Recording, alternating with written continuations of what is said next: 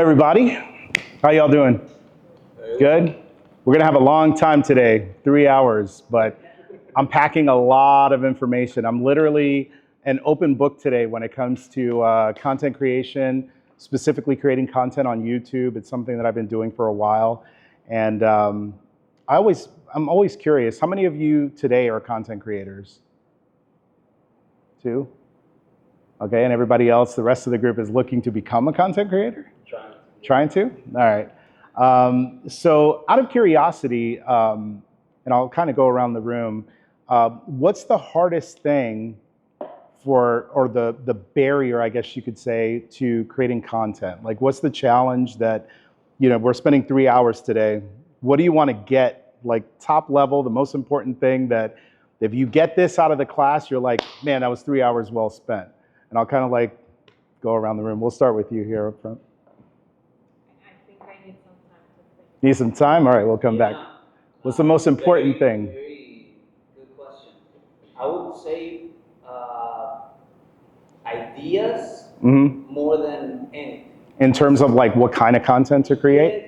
Yeah, because how do you structure, the kind of content, and how do you structure that kind of content being, if it's a simple skit for Instagram, or if it's more of a docu-series for YouTube. Yep. How do you tackle, because it's always the same thing for me. If I'm not in a big production, then I don't have a mind to like go for other things that I could do. More That's beautiful. On the side than the gear itself. Or That's beautiful. I got that in the presentation. It's sort of along the same lines. It's, I have the idea. It's the getting past the idea part, the execution part of doing it, because mostly it's... So when you say the execution part, are you talking about the execution in terms of the equipment, or the execution in terms of just big picture? Big picture, like... I have an idea, how do I make this into a video? I got it all. So I moved past that part, Yep. and now I'm just stuck. Gotcha. How do I move past that? I got all the lights, I got all the cameras, I got all the stuff, so... What else? That's part of the presentation too. Right, yes. Good. Next. Me? Yes. Well, since I don't know anything about video, okay. So, whatever I can. You want to learn about the video side of things? Got that in the presentation. Score. How about for you in the back? He's just actually posting. Just posting? Yeah, I have a whole bunch of content. I just never post. What kind of content? Just random. Random stuff? Lifestyle. I'm glad you're saying that, because that's part of the presentation too. I got a strategy for you that should hopefully help. That's very good too. I'd really love to know, how don't you lose motivation to post? Because Yeah. I do everything on my own, and sometimes I'm getting stuck when I have to do Instagram, TikTok, YouTube, and it gets really hard at some point, and I lose motivation. There's this decline, but then it breaks. Yeah.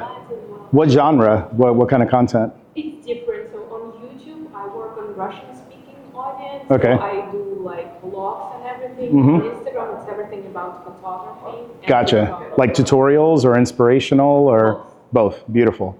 So we'll talk about motivation. I think the motivational side is different for everybody, because for me, it's my job. And so for me, I'm very motivated, because I know if I do this, I'm going to make money. And if I make money, I can, do things.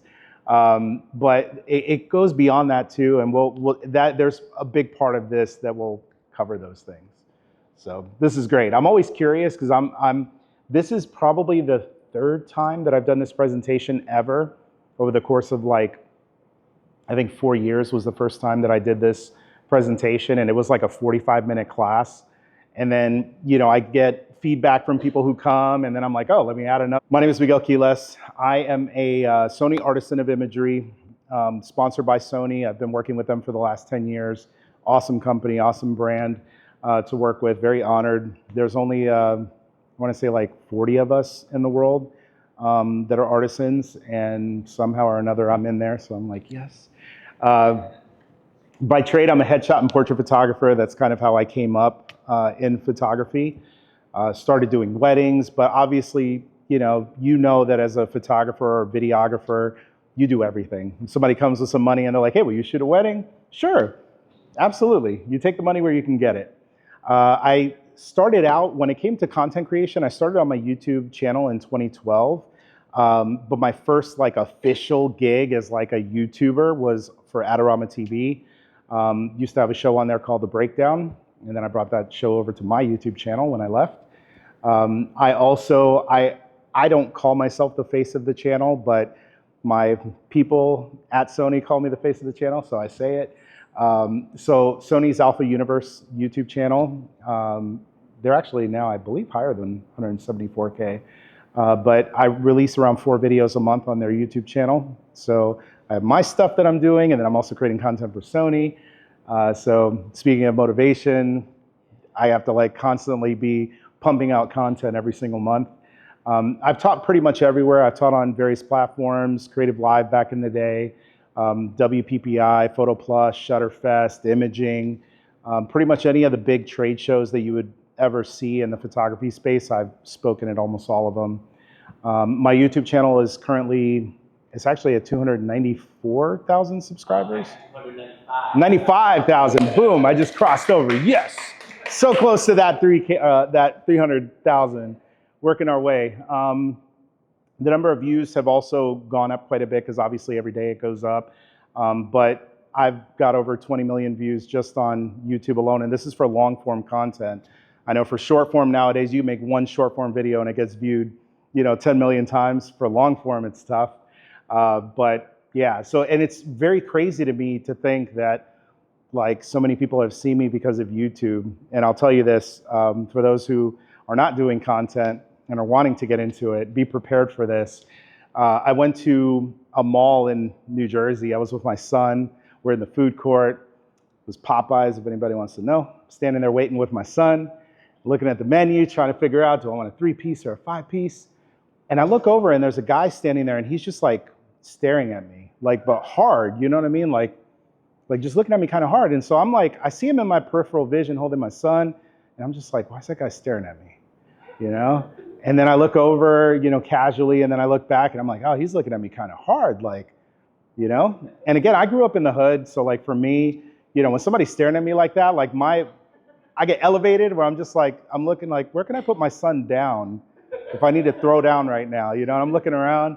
So I order my food, and he was standing in the aisle where he had already ordered, so he's waiting for his stuff. I'm in line, I order my stuff, and I come over, and he's still just kind of like this. And so, so I'm just like, I know I don't look that good for him to be hawking me like that, So I walk by, and then I start to come back, and he was like, I could hear him. He was like, hey man, let me call you back in a minute.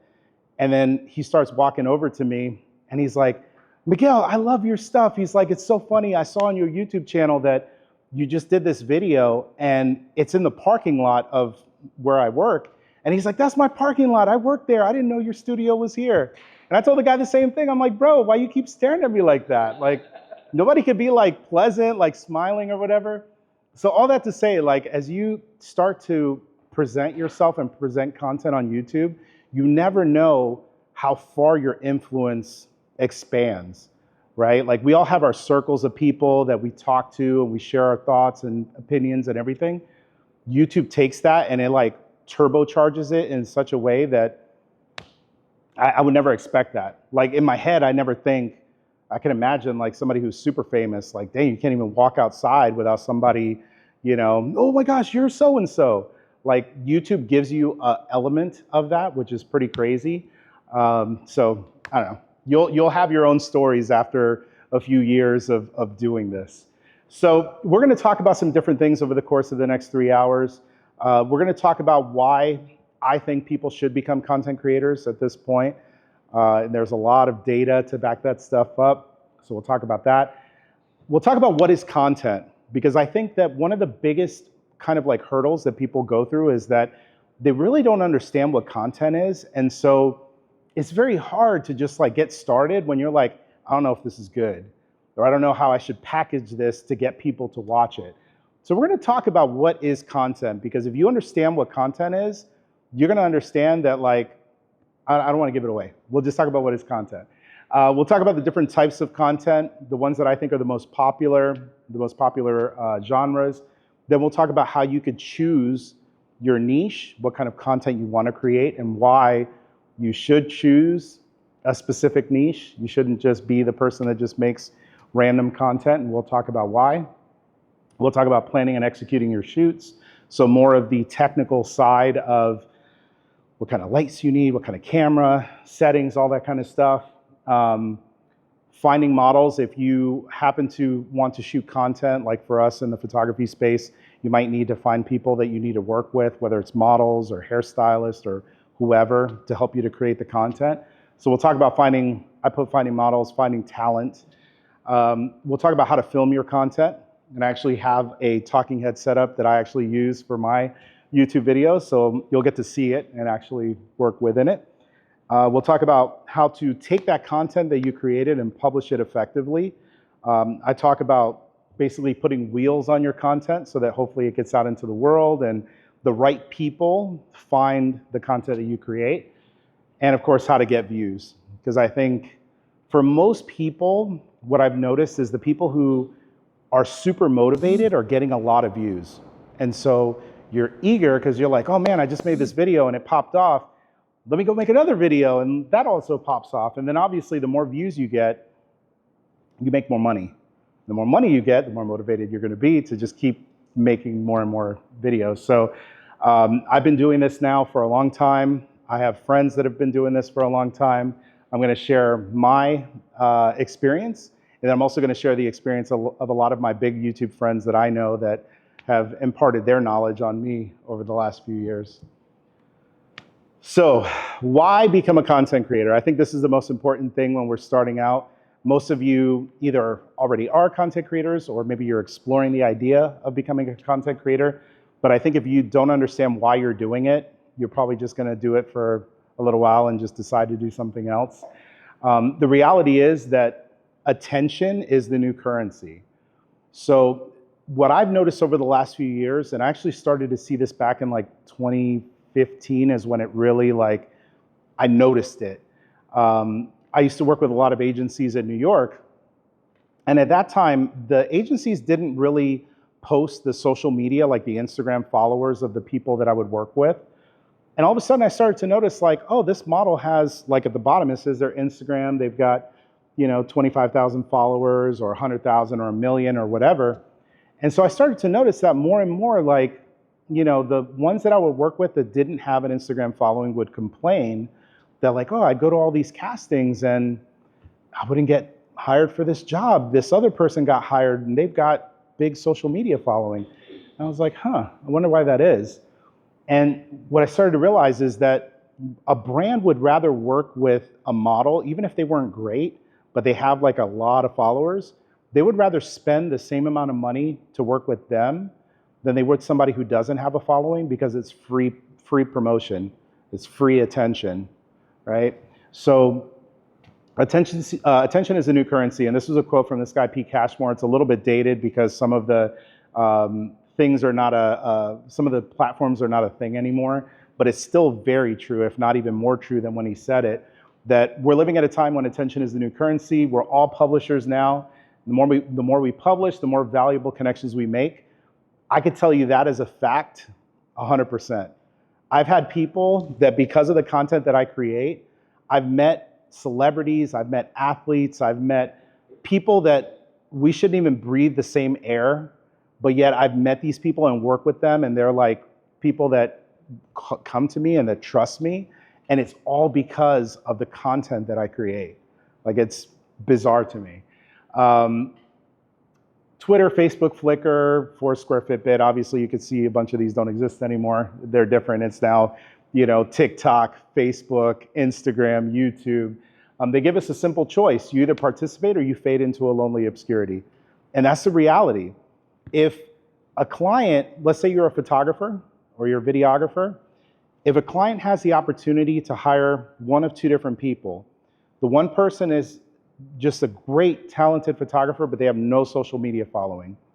Then you got somebody who's maybe a step or two below them, but they got a big social media following.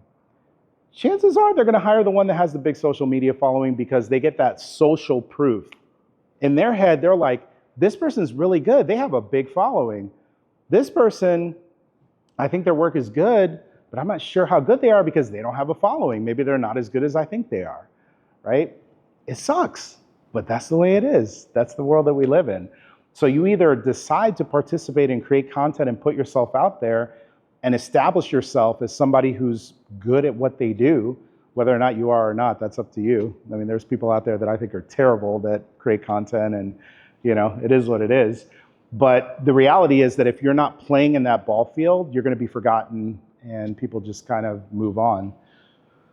Let's keep on. So digital video is the new window shopping. Some of us might be old enough to remember, like back in the day, going to a mall and just kind of walking around and just window shopping and seeing like, oh, that's new, and going to like your local camera store, your local big box store, and just walking around and just window shopping, just seeing what's new. Nowadays, 80% of shoppers, they actually will go on YouTube and they start, and it's probably even higher than that. They go on YouTube and they search for whatever it is that they're going to buy because they want to see somebody who's using it. They want to get their opinions, get the feedback. And they're all doing that at the very beginning of their shopping process. So anybody who's coming to a store at this point to buy anything, chances are they already went online, they did the research, and they're just kind of ready to, you know, make a purchasing decision at that point. Over 50% of global shoppers surveyed say online video has helped them to decide which specific brand or product to buy. So again, the majority of people, if you're putting yourself out there selling your services, whether it's as a photographer, videographer, or whatever, you know, they're looking up, people are looking up people, they're looking up brands, they're looking up companies, and they're making decisions before they even ever speak to you, right? Like the fact that if you ever get a phone call from somebody, chances are they already researched you, they already looked into you, they already are kind of like maybe 10 to 30% sold on working with you, and now it's up to you to goof it up and say something dumb or not know how to like position yourself. So that's where you have to step things up. But a lot of people are making those decisions ahead of time. 75% of shoppers surveyed say that they've used a Google product, whether it be search, maps, YouTube, in the past week to help them with their shopping. Have you done that in the last week? Have you gone on YouTube before you go to buy something? Like, let me look that up real quick to see what that's about. This morning, I do it all the time. I mean, I was trying to buy a little cordless vac, like a vacuum. And I went online, best cordless vacuum 2025, because there's so many of them now, and I don't want to just buy a random vacuum and it breaks, you know?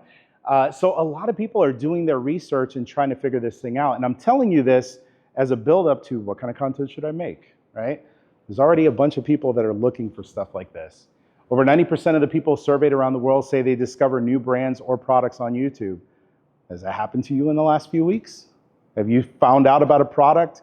Maybe if you're on TikTok, you see this all the time where they're like, I found this really cool new product, you know? And usually it's a really novel kind of thing where it's like, I didn't know that existed.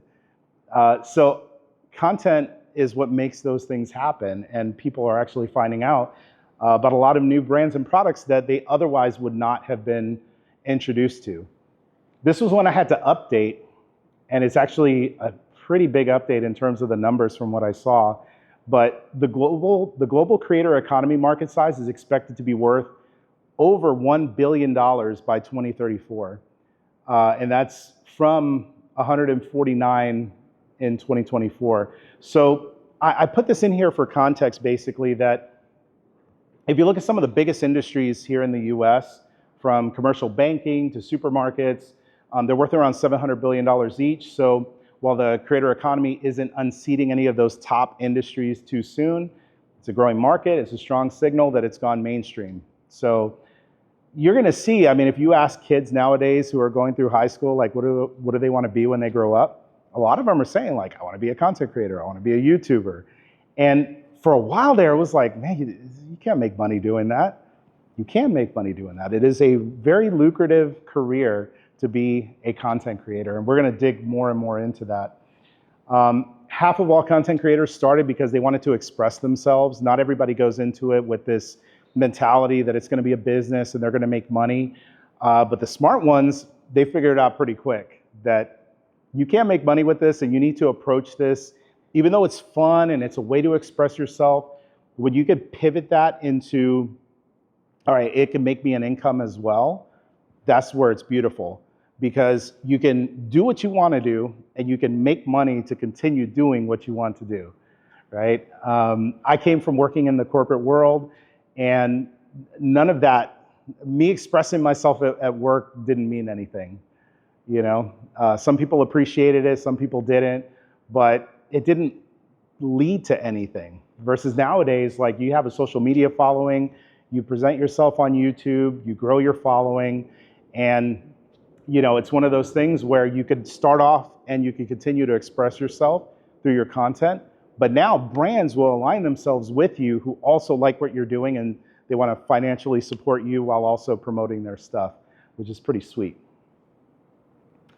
In 2023, brands are spending a total of $6 billion, and of course it's gone up ever since then, on influencer marketing. So this is probably one of the biggest things, definitely one of the biggest things when you decide to become a content creator.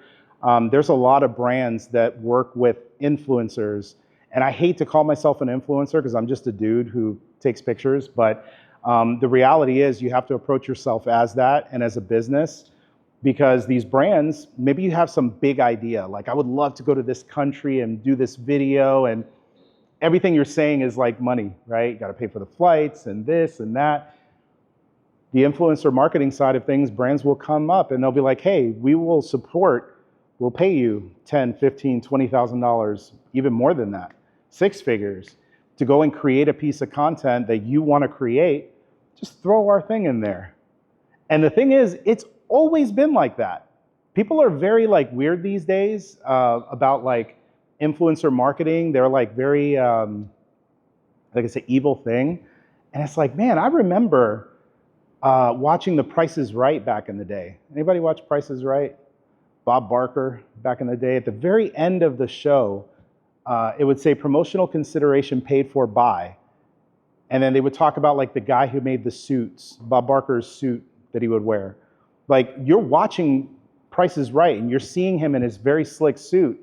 He was paid to wear that suit and look slick. And we didn't have a problem with it.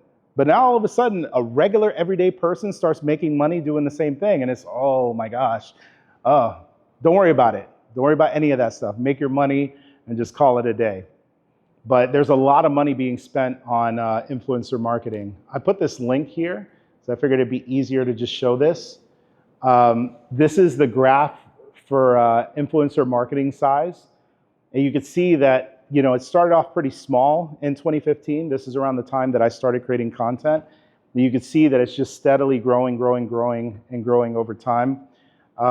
They're saying that it's more than tripled since 2020, which makes sense because during the pandemic, a lot of people couldn't go out and they just decided to become content creators. And next thing you know, they make so much money that they can't leave being a content creator. So, you know, the market for becoming a content creator as a career choice and as a business has steadily increased and steadily gone up. And so I'm saying all of this to basically just make this point that it's never been a better time to become a content creator. We've never had access to the type of equipment that you need to create content. The stuff has become a lot more affordable, even with crazy pricing with tariffs and all that stuff. It still has never been more affordable for you to go out. And if you want to make content on YouTube, you can go buy a kit and you could be making content right now. Like this whole time, you could have made 10 pieces of content while you were sitting there. Like that's how crazy it is. So there's just never been a better time. I started out, and I took this out of my presentation because I'm a little embarrassed, so I'm just gonna verbally describe it to you. I wanted to be a content creator before that was even a thing, like before YouTube was even YouTube. When I was growing up, so I grew up, it was just my mom and I, because my dad had passed away when I was 10. And my mom used to spend a lot of time watching QVC. So, you know, every day, all day, QVC would be on and she'd be buying stuff off of QVC that she probably didn't need. And in her mind, she was like, you know what? It would be so cool, because I was working as a salesperson. And she's like, you know, if you're really good at sales, you should become a host on QVC. You can be on TV. And, you know, at the time, I didn't want to do any of that, you know. But for those who heard the Rubik's Cube story that I told, like, this would be something that my mom would be proud of, you know. So I'm kind of like, oh, I should try to do this, right? So I was working at a camera store at the time. I got my digital camera. It was a tape digital camera, so mini DV. I set it up on a tripod and I created my first piece of content back in 2001. Pre-YouTube, there's no platform to put a video up and have a bunch of people to see it, but I still went and I filmed the content and I have the video. I will one day maybe not be embarrassed and show it, but yeah, one day. But, you know, back then, if you wanted to create content, number one, the cameras were expensive. Number two, the footage looked nothing like what you see on TV. It looked like a home video. Audio was terrible because the average person didn't have access to really good audio equipment. Lighting was lamps that I had in my room. I turned on the lamps and just faced them towards me and it looked terrible. Nowadays, you can get high quality lights for like much less, like almost the cost of what a lamp in my house cost back then. You can actually have like a purpose-built piece of equipment that makes your lighting look amazing. So everything back then was just super hard. Nowadays it's super easy. You could just use your phone at a bare minimum to just get out there and start recording content. And of course, if you want to spend the money and get something better, Sony makes awesome cameras, awesome lenses. We're going to talk about them later. But there's really good stuff that can get you looking like Hollywood level, but not having to spend Hollywood level budgets to make that happen, which is pretty sweet. So what is content? My goal over the next few minutes here is to try to take your idea of what content is and just flip it on its head. Because I believe that a lot of people are heavily overthinking what is content. So I want to introduce you to a YouTuber named JPerm. He creates speed cube tutorials, so Rubik's Cube tutorials. He has 1.69 million subscribers. Now you would think, I don't know 1.69 million people who even like have ever seen with a YouTube or with a Rubik's Cube. This guy has 1.69 million subscribers on his channel, 641 million views. Now I want to contrast this from a business perspective. I have one video on my YouTube channel, one of my highest performing videos that I want to say it's very close to like 2 million views. It's like on the doorstep. It might already be more than that as I'm sitting here. That video made me over $10,000 in ad revenue, meaning Google paid me $10,000 on 2 million views. Can you imagine how much money you make at 641 million views off of Rubik's Cube? Let me show you how to solve this, different ways, different kinds of Rubik's Cubes, like giving you reviews of a cheap one versus an expensive one, like all this, right? I ended up finding this channel because my son tells his friends, they were talking about speed cubes because they had something in school talking about this in like a book or something. And he was talking with his friends and he's like, yeah, my dad knows how to solve a Rubik's Cube. And then he comes home and he's like, Dad, you do know how to solve a Rubik's Cube, right? And I'm like, no, I've never solved a Rubik's Cube. Why are you telling your friends that? And he had this look of just like, oh, my dad doesn't know how to do it. And so I saw that, and like any father with pride, high levels of pride, I was like, shoot, I'm gonna have to learn how to solve a Rubik's Cube for this little joker. So you know what? I found JPerm's videos on YouTube. I watched them over the course of 2.5 weeks. And 2.5 weeks later, I'm solving the Rubik's Cube in 5 minutes.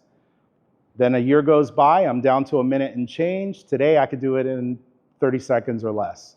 And so what is content?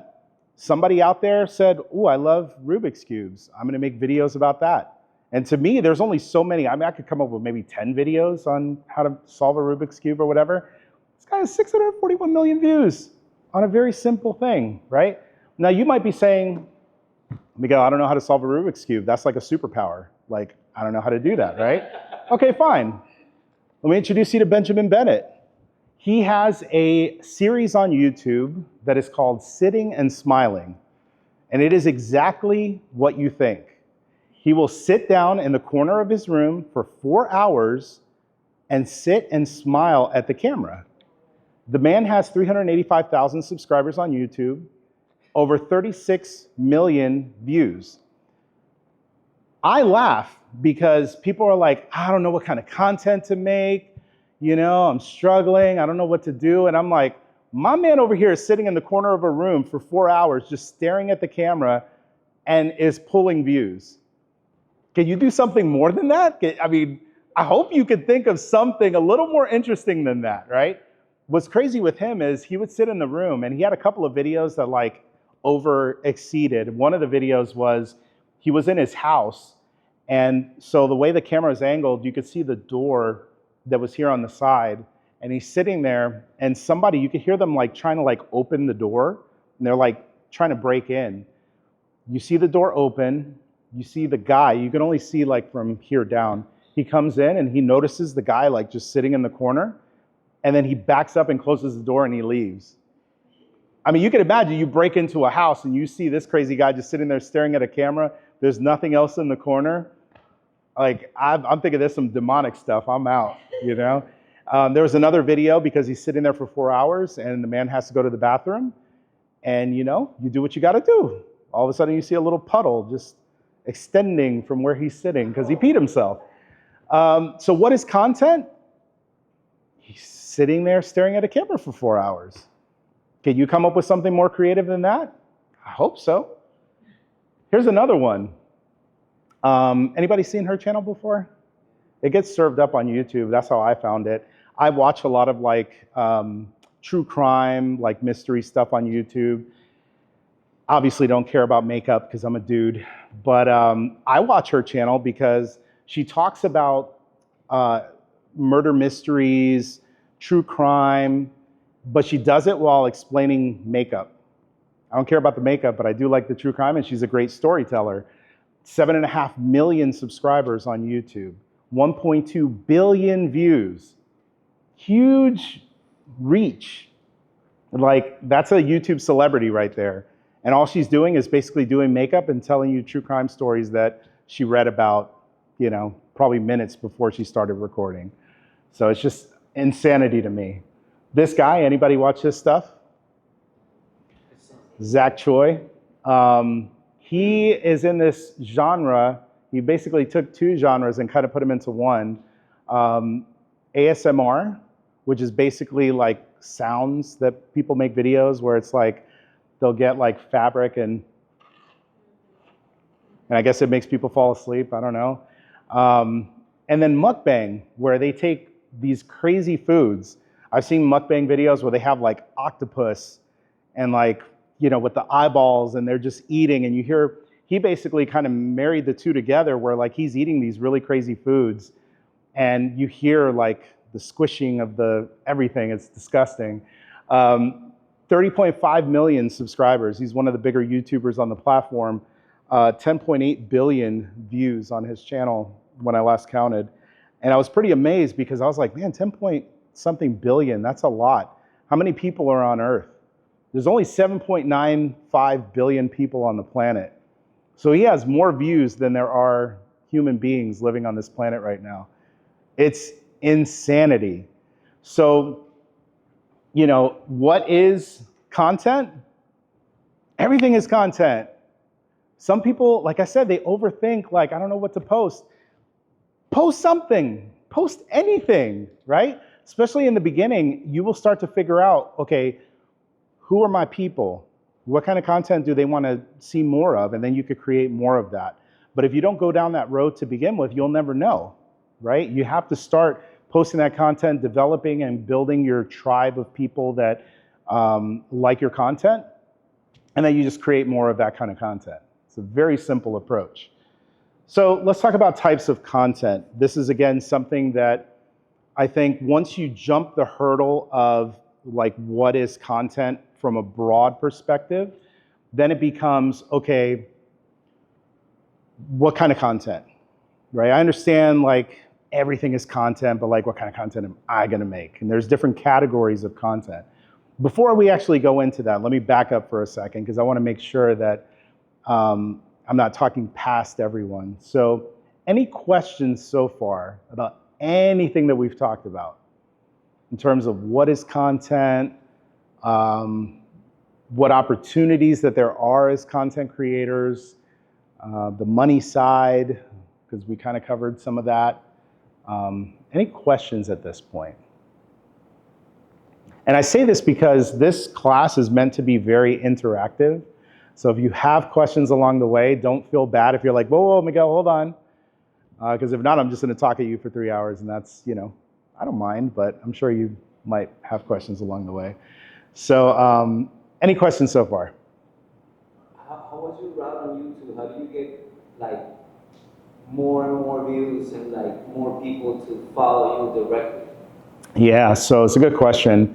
When I started on YouTube, it was back in 2012. And like I said in the beginning, I didn't start YouTube thinking that it was going to be like my job or that I would ever make any kind of money. But I did know that you could make money on YouTube. And I think a lot of people didn't know that. This was back in 2012. Most people didn't know that was a thing. I was very lucky. I had a friend who I grew up with. His name was Peter.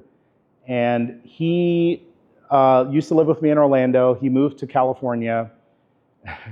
He came back about a year and a half later, and he looked like he was in a boy band, is the only way I can describe it when he came back.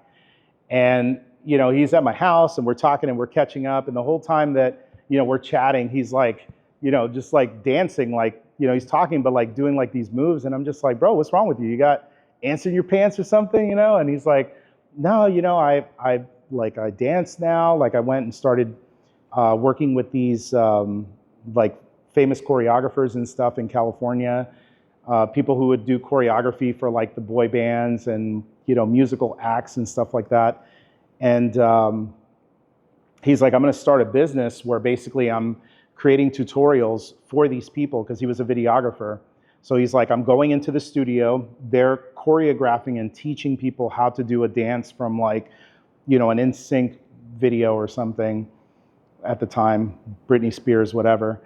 And then I'm selling the DVDs on this website.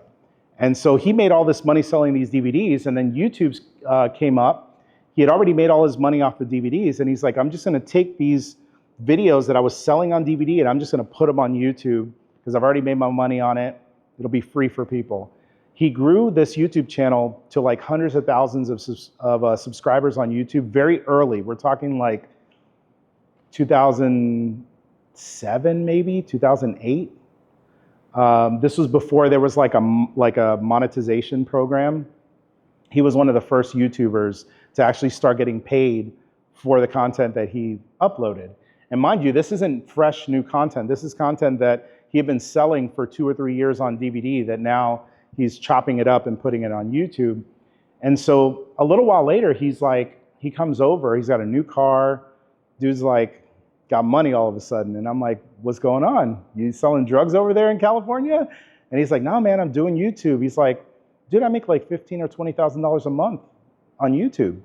And I'm like, tell me more, And so he's like, yeah, I take the content, blah, blah, blah, post it up. So I knew when I started in 2012 that it was possible to make money on YouTube, but I didn't know how I was gonna make money on YouTube. I don't dance, I don't do any of that stuff. So I didn't know what my lane was gonna be, but my lane in the beginning was I would buy certain things. Like I bought, for example, I think my first video was an unboxing for a pocket wizard. It's like a trigger for a flash. And I remember I bought a few of them and they were used or something was up with them. And I finally got one that was legit. And so I made a video like, hey, if you buy one of these and you're curious whether it's like fresh and new, like this is what a new pocket wizard looks like. Here's what comes with it. So the video that I made was meant to help people who were looking to buy that kind of thing. Then as time went on, I was like, there's a lot of photographers that think different than the way that I think. And so one of my really good friends that I work with full time at Sprint, he decided to leave Sprint to become a photographer. He wasn't doing too well. I left Sprint, I became a photographer. And he was telling me like, oh, the reason why you're so successful, starting out is that you bought all this expensive equipment. And I remember thinking like, I have like at the time I shot Canon, I had a Canon 5D Mark II with a 24-70 L series lens. And then I also had a 7D with a 50 millimeter, the cheapy $100, throwaway lens. And I remember thinking like, I'm pretty sure everything that I do right now, I could do it on the cheaper camera. And so I made a video. And really the video was for him specifically, but I posted it up on YouTube showing a comparison between a $5,000, $6,000 setup versus like an $800 setup. And I posted that video and I'll never forget it. I posted the video up on YouTube in the morning after I had already pieced it all together. And I had a job that I had to do for a boy band. I was photographing a boy band in Orlando because that's what Orlando is at the time. And so I go to do the photo shoot and I didn't have my phone on because I'm working. And as soon as I'm done, I'm packing up everything and I look at my phone and I've got all these phone calls and text messages and DMs. I'm like, what the heck is going on right now? And everyone's like, congratulations, congratulations. I'm like, congratulations for what? So I find out that Petapixel, which is a big photography blog, much bigger back then than it is today, had seen my video and they took my video and they made an article and they shared it on their site. And so when I went to the video, I was at like 10,000 views on my video, which again, back then in 2013, 2012, I don't remember when it was, but early on in YouTube, you don't pull those kind of numbers on like a photography tutorial. But Petapixel shared it and they put, it just like threw gasoline on the video. And then F-Stoppers did it and SLR Lounge and all these other websites picked up the video and it started to get shared. So for me personally, that was the jump start. But then I didn't follow it up because again, it was like, I just made this video for my friend, I didn't have it in my mind that I was going to continue to create content. A few years later, Rangefinder magazine, I started working with them and they wanted to create YouTube content. So I started creating videos for them, one every like 3 months. And then Adorama TV came around and they were like, hey, we're looking for a presenter. We want you to do like Sony centered content. Could you do it? And I'm like, yeah, I could do it. I've been making videos off and on, So I started making content for them and grew their channel. When I started with them, they were at like 300,000 subscribers, somewhere in that ballpark. And that was 2015. When I left in 2018, they were at like 800K.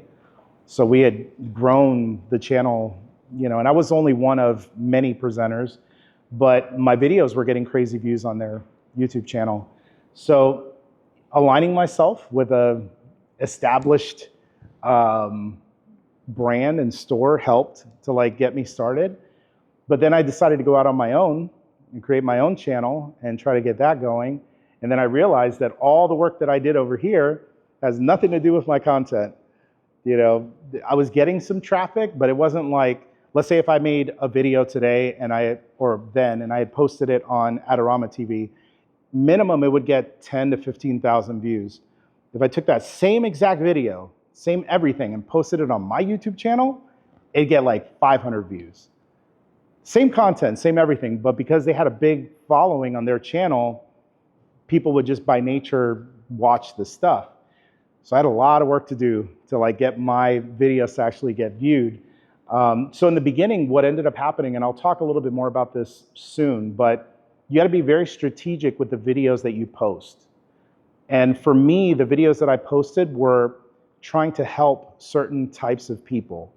People who are interested in Sony, people who are interested in shooting with a flash, doing portrait stuff, doing studio stuff. And then it just kind of expanded from there. But every video that I made was calculated. It wasn't just, oh, I want to talk about this today. Because I knew that I could do that, but no one's going to watch the video, so what's the point? And over time, as I built up my audience, then I could make videos where if I just want to tell a story that I find interesting, like I could make that video, and if it doesn't do well, who cares? Because I'm making another video tomorrow that I know is going to do well. And then hopefully, it'll bring views to that. So that's kind of how it started in the beginning. It was just like, just throwing videos out there to see what do I like, developing my voice, developing my teaching style, developing everything. And I always tell people, if you're looking to get into, content creation, you need to think in your mind like 10, 20, 30 videos that you can make and just make them quick, because chances are people aren't going to see your stuff in the beginning anyway. And it's totally fine, because if the content does well, you could just remake it later on, which I've done, and it works like a champ. Yes. Ooh, so that video specifically, the one that I was talking about when I did the boy band thing and it got shared, I may have had like 4 videos. Maybe 4 videos. And they were all unboxing videos, and that was like the first of its kind where I was, like giving my opinion of like, you don't need $5,000 worth of gear to get a good photo. You could do it with the cheap stuff. And it was at a time when you didn't see that type of content on YouTube. Like nowadays, you see it like crazy. It was very unique for the time. And it was more of love. It was like something you expected to. It was actually. I'll show it to you. It was actually. It was actually a behind the scenes type of video. There are so many people who are doing like hundreds of videos and it just doesn't work. Yes, and part of the reason is because they are not packaging their videos correctly. So this video, I called it, it's not about the camera. And the reason why this video did well at the time was that the general consensus was that you need a good camera to take good photos. And the reality is that just because you have a good camera doesn't mean your photos are going to turn out great. You need to know how to use your camera. And oftentimes you could have like a very basic setup and you could still get good stuff. So the idea of the video was going against the popular consensus of the topic. So to me, the video from a technical perspective is not great. My presentation style, again, I've only had maybe 4 videos up to this point. This is in my Florida room in Orlando. You'll see. Hi, this is Miguel Quiles, and in today's lesson, I'll show you how using high-quality lighting can help take your entry-level photography kit to the next level. Like, I had no presence whatsoever. It was just like, I got this 3D thing on Fiverr, dropped my logo in there. Oftentimes, photographers will ask me. So I'll skip past this. So like, talk about the camera setup that I had, the comparison, and then this was the actual shoot. Let's take a quick look at exactly how I set everything up. So I had one of my friends basically just hold the camera while I was shooting. He's not a videographer. He's just, just shooting clips, Slightly above the subject and feathered slightly camera. And so I show kind of like the lighting setup, a bunch of just random. It's my living room because I didn't have a studio at the time. So I would break down my living room and turn it into a studio. And then when we were done with this, I'd have to put all my furniture back into the room. So it was pretty cool. Then it was a sponsored video, even though it was early on. This lighting company, they said, hey, use our lights in the video and you could have the lights for free. It was like just starting out. So I'm like, great, I'll take some free strobes. So then, then showing the results. So like one of them was, the cheaper camera, and one is the more expensive camera.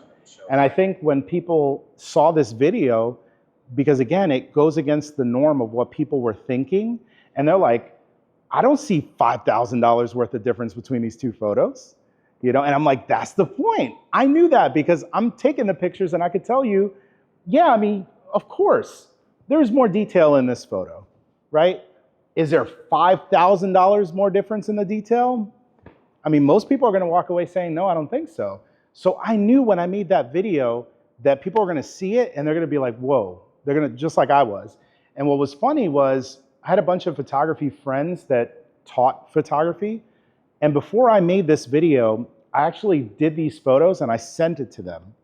And I said, tell me which one you think was taken with the expensive camera versus the cheap one. And almost every single one of them got it wrong. And I was like, I think I'm onto something with this video.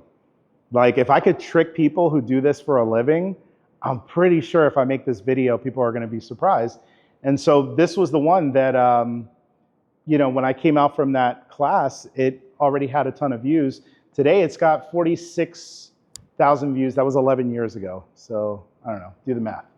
But so up to that point, I mean, I only made a few videos, but the thing was, that was an idea that I had. And I was like, we're going to roll with this idea because it's different. It goes against the grain. There was another video that was very similar to that.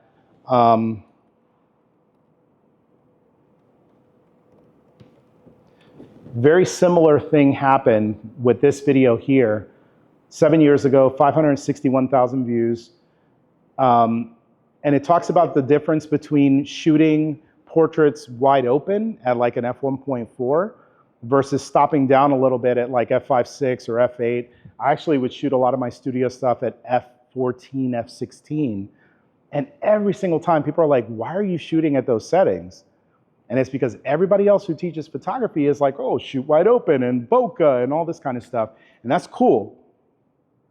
What makes me stand out is I don't do that. I'm on the far opposite end of the spectrum. And so I made this video basically just talking about the difference. And it was a very simple idea. People were asking me about how I retouched my portraits. And I was trying to explain to people that how I retouch it is one thing, but it's not what you're seeing in the photo. What you're actually seeing is that there's more detail in the skin because I'm not shooting it at f1.4. I'm shooting it at f8 or f11, and then I retouch it. And so I made this as a video to address that so that when people would ask me how I retouched the picture, I could send them this video. And what happened? I posted this video, or Adorama TV at the time posted the video. And within like a couple of days, it was at like 50, 60,000 views. So I knew it was an idea that went against the grain, and I knew the video was going to do great. And unfortunately, or fortunately, a lot of the comments were about the retouch of the photos. They were like, oh, it's heavily retouched. You can't tell the difference. And meanwhile, I'm like, if you see the photos on the screen, it don't matter how it was retouched. You could see that one of them, you see more detail in the skin than you do on the other. So what happened? This video posted up, it did well. So I left Adorama TV and I did part 2. And guess what? Part 2, 522,000 views a year later on my own YouTube channel. And I did the exact same thing. I went way more into detail. I had a beautiful model, which never hurts. You know, did the behind the scenes stuff. And then this time in front of a computer, I'm zooming in and I'm showing the difference between like, okay, if you're shooting this wide open. And I knew people were complaining about the retouch. So I'm like, here are the raw photos straight out of camera. I don't want to hear anything about the retouch. My point still stands. If you shoot an image at f8 versus f1.4, they look totally different. I'm not saying one is better than the other, but I'm just saying as a photographer, I don't want my stuff to look like everybody else's stuff. Everybody, when they buy an f1.4 lens, the first thing they do, they put that sucker at f1.4 and they shoot with it. And then it becomes a habit. And then everybody does it and they don't even know why they do it. And it's like, that's great. Let everybody do that. I'm doing it different, and I'm not saying it's better, but being different gets you noticed. And so that was the idea. And I knew this, by the way, the screen on the TV looks different. You could see, like on the monitor, crazy detail in the raw file. Not retouched, right? But this basically just goes to the point of like, you're gonna make a lot of videos, and a lot of videos are probably not going to be viewed in the beginning, but over time, you start to realize like, oh, I can make a video about this, and I know it's gonna do well. And so I actually, you know, it's a little early to talk about it, but we'll kind of get there. But I have a list of ideas for videos. And like the only kind of like thing that holds me back from doing it is time and money, as always.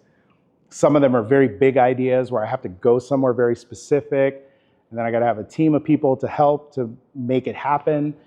But I have video ideas where I'm like, I know based off of what I'm seeing, you know, hearing from people when I do classes, they're like, oh, what about this? And I'm like, I could make a really cool video talking about that one day. Right? So I don't know if that answered the question after talking for 15 minutes, but that's the idea. It's like you don't know specifically what's going to pop off until you start putting out those videos, and then you start to see certain opinions crop up, and sometimes those opinions are different than what you believe. That's the video that you make. Make that video and then defend it. And then everyone's like, oh wow, that's different. I've never heard that before. And it's like, that's why the video did well, because not everybody's talking. If you want to make a video about blurry backgrounds, how many videos could you watch on that? That's like everybody's video, you know? But then if you watch a video of, oh wow, don't shoot with blurry backgrounds, shoot, you know, more narrow, it's like, well, what the heck? I've never seen a video on that. That's why it gets 500,000 views, you know? Because I remember watching both of those videos when I first started. When they first started? My journey, and I was like looking into stuff, and I remember the one about with the girl outside. Mm-hmm. See? That really changed a lot of the detail of my work. You know, Yep. now I'm shooting at f8 almost all. Dude, that's time, awesome. So, yeah. That is awesome. I always tell people, like, you know, this is just one thing to keep in your pocket. You know, if the only thing that you know to do is to always just shoot wide open, this hopefully gives you a different perspective. If you go from 100% of the time shooting wide open to 80% of the time, that's great. You know, or if it becomes 50-50, that's great. That's the whole point. Like the whole point of the video was like, your lens has more settings besides shooting wide open. There's a reason why it goes all the way up to f22. It's not just because they didn't have anything better to do. You know, they could have made all these lenses where it's just 1.4, 1.8 all the time. There's a reason why they don't do that. And so, like, even from these videos, I have another idea, like 2 other videos that are on the same topic, that if I make them today, I know they're gonna do like 100,000 plus views. I just don't have the time to make them because I'm busy, you know? But eventually I will make them, and when they do come out, they're gonna do well too. And it's not like a braggadocious thing, it's just that when you start making content, you start to pick up on like, I bet you if I do this video, like it's gonna get watched. Versus if it's just like a random piece of content, you might get lucky. I mean, I've seen some random stuff blow up, you know? This dude sitting in the room, like when I see this, I'm like, what do I do wrong? I literally say that every single time. I'm like thinking of stuff, and then I'm like, but then this guy's just sitting there. Like, so again, it's overthinking. It's just way overthinking and overcomplicating something that doesn't need to be so complicated. That's the big thing. You have a question in the back? No, just stretching? Okay. What would you suggest? Because I see she's got a major point. Yeah, yeah. I'm starting like live sessions in big studios with big lighting, with cinema cameras, with a whole crew. And same thing, it's like 500 views. Yeah.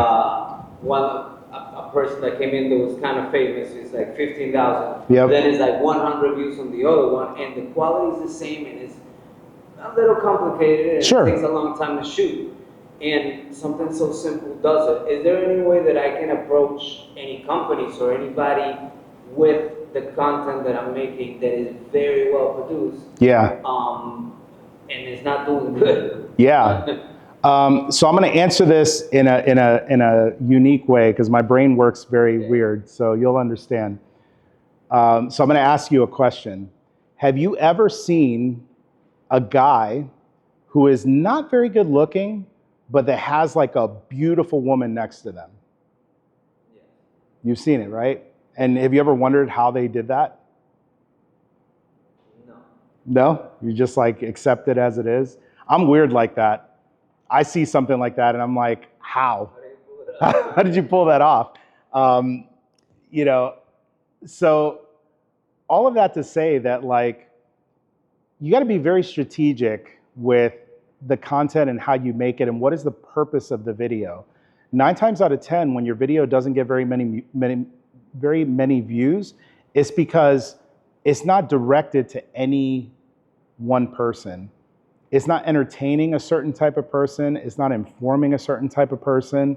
To be honest, I call that vanity content, where it's like, it looks pretty, it looks beautiful, it shows you doing good things in a good light. But for the outside world, what does it do for them? Besides like, oh wow, they're doing this really cool thing. When you get very famous, you could do stuff like that. You could be a Peter McKinnon that brews coffee and gets, 100,000 views, you know what I mean? But the average person, you have to create content with, let's call them a avatar. You have to have a viewer avatar in mind. Who is the person, the ideal person that's gonna watch this video? And if you dig deep, you have to say, okay, where's this person from? What kind of things do they like to do in their spare time? How old are they? Are we talking teenagers? Are we talking, 20-somethings, 30-somethings? Is this the kind of content that extends across, young kids and older folks? Who is your ideal avatar when you make this video? If you don't know who that person is, you need to figure out who that person is, and you have to custom make this video in a way that's palatable for them. If it's just a piece of pretty looking content, there's millions of pretty looking content that gets uploaded to YouTube every single day, gets no views, and then people are like, man, I don't understand, I put all this work, and the video looks beautiful, I don't know why anybody's not watching it. And the first part of it is that, who is it for? And the bigger part of it is, you have to let YouTube as a system know, who is this video for? So that they could take the video, because they have data on all of us. They know what you like, what you don't like. They know your political leanings, your religious leanings, your cultural leanings. And guess what? When I sign on to YouTube, homepage is all stuff photography related, true crime related, right? Because that's the stuff that I watch on the platform. So they know Miguel's viewer avatar likes this kind of content, so we're gonna serve up that kind of content. If you're not helping YouTube or TikTok or whatever platform you're posting on to understand who is this video for, you need to do some more homework before you post the video, so that hopefully they can take the video and put it in front of the right person. Does that make sense? Coming back to that dude scene, that guy got you tripped up. who's the ideal viewer for him? How do you... Interesting question. So, you know how we're talking about like the uniqueness of content? You've never seen anything like that before, and that's what blows you away.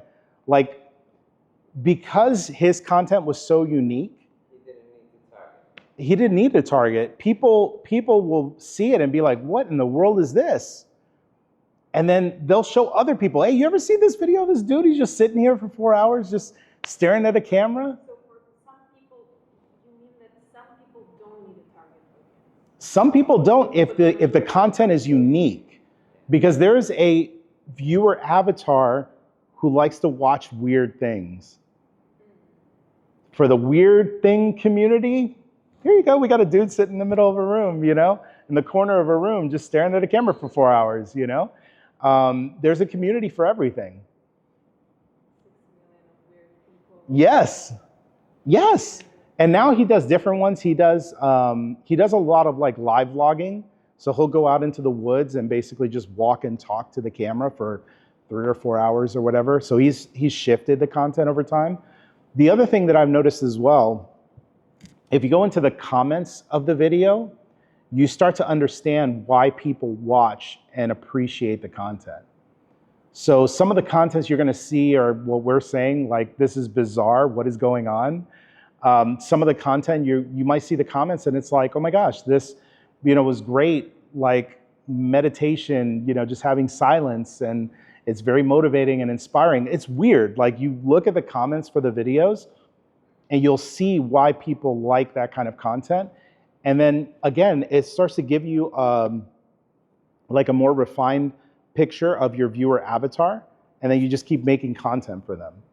So like for my people that watch my channel, they specifically watch me because of the takes that I have on photography. The fact that if you watch my videos, you're not gonna hear anybody who thinks the way that I think when it comes to shooting portraits, when it comes to doing studio stuff. My way of thinking is not what everybody else talks about. So that's why they come to me. That's why when the video pops up on their feed, even if I hadn't posted, I posted 5 or 6 videos all year long. So you would think after a while, the algorithm's just like, forget this guy, he's not posting anymore. But I'll post a video and it still could pull several thousand views. And it's because of that. They see the thumbnail, oh, it's Miguel. He always has a weird take on photography. Let me watch his stuff. I'm not saying it's right, but it's different than what everybody, is talking about. And so that's my avatar. So you have to figure out with the content that you make, who is your avatar? What kind of things are they interested in?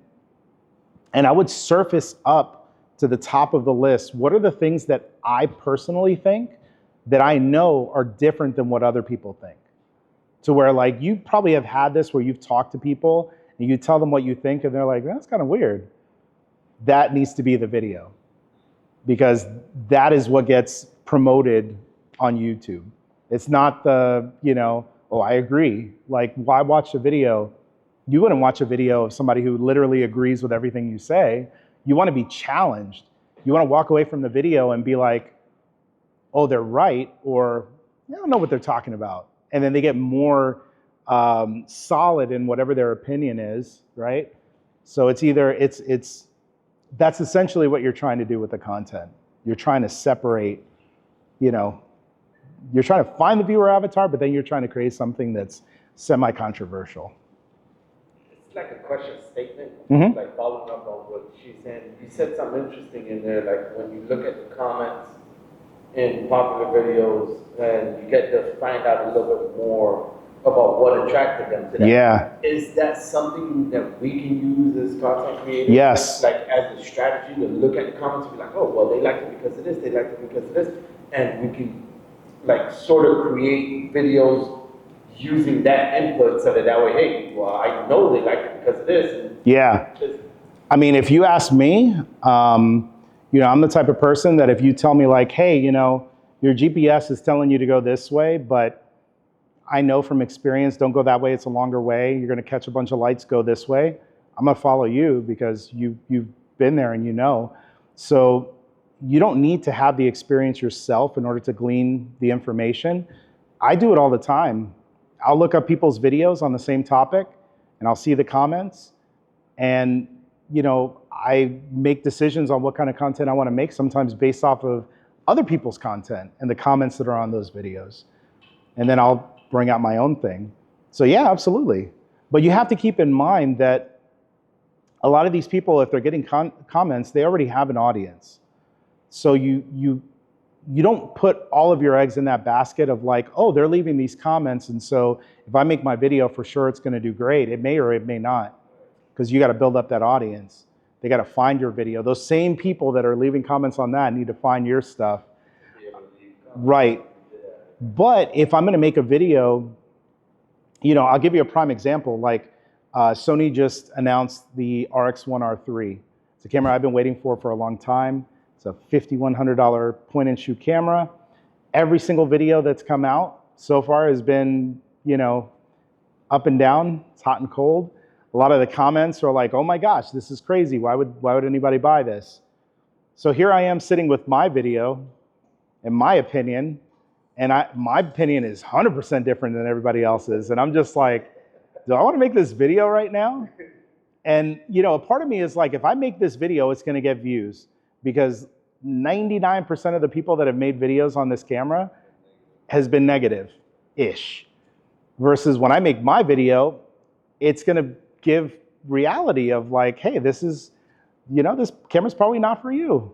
You know what I mean? And that's okay. For the person that it's for, they're going to drop the money on it like it's no problem, So yeah, all of that to say, like, I watched everyone's videos and I read the comments and I'm like, okay, I know that when I make my video and I give my take, that the video is going to do pretty well because, people are looking for contrarian opinions, and right now there are none.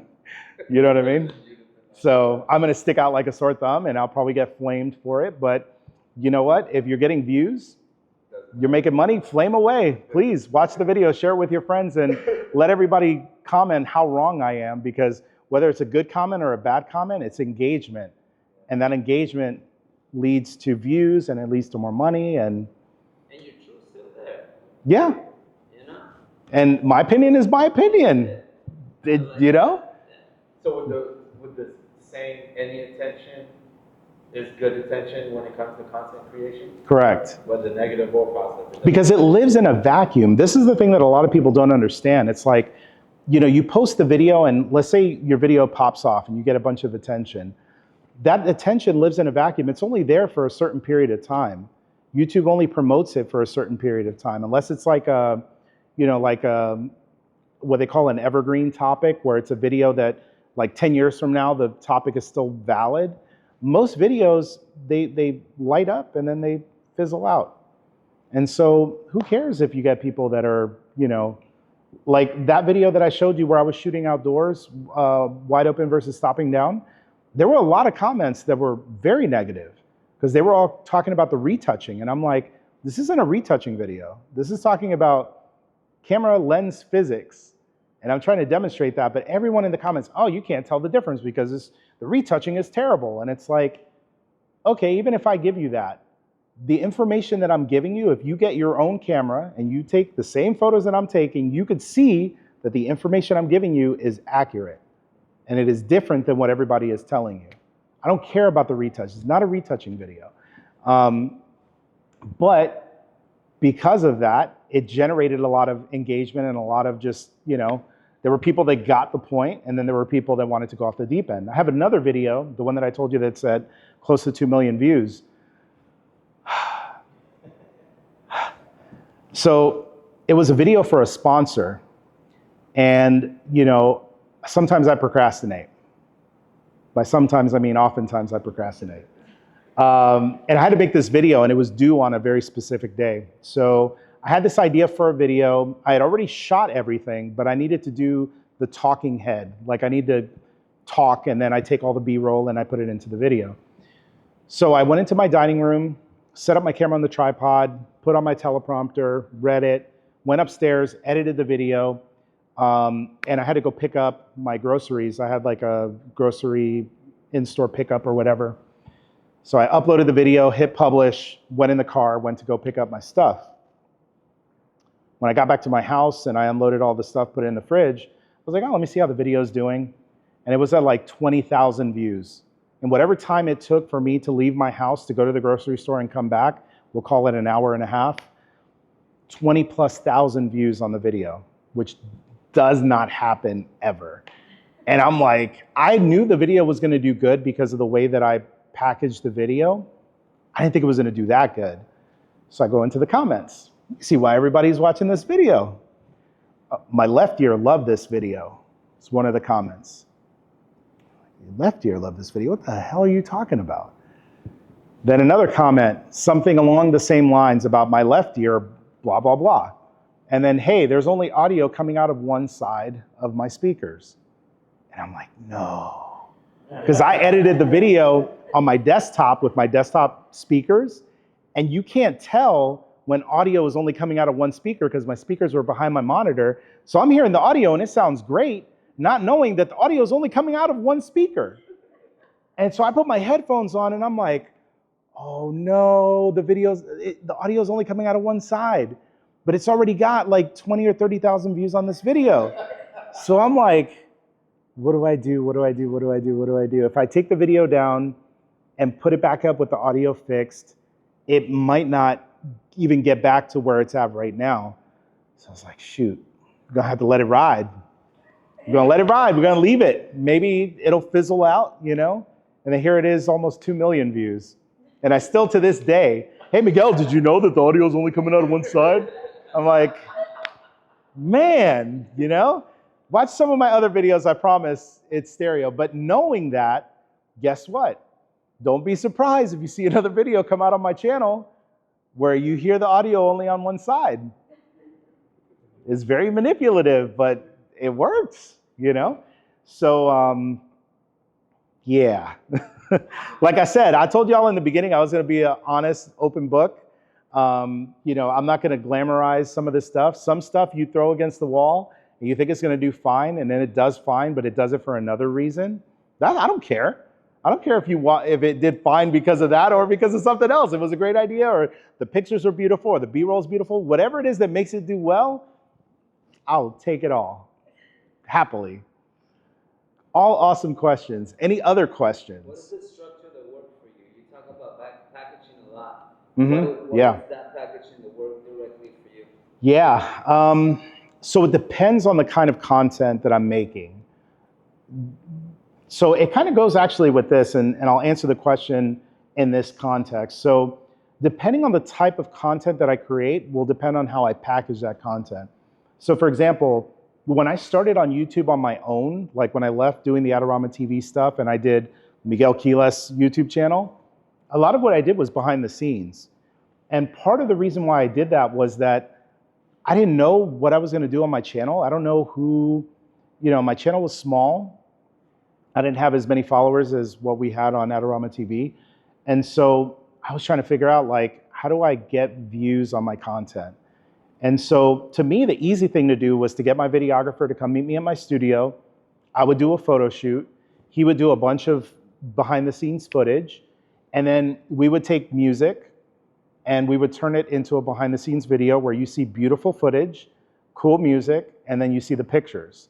So I'll show you, because sometimes it's easier to just see what the video looks like than for me to describe it.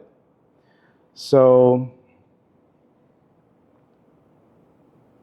by the way, this was the video that did 1.9 million that I'm telling you if you watch it. Audio only comes out of one side. Yeah, I watched that video. I don't remember it. You didn't remember? You probably were watching it on a TV or a desktop where it wasn't so bad. So let me see. So the videos that we made in the beginning were like,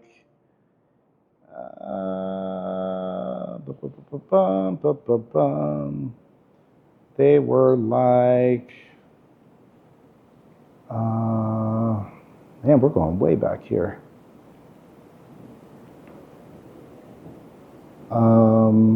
So we had done some like this where it was behind the scenes, but then we actually started talking in the videos.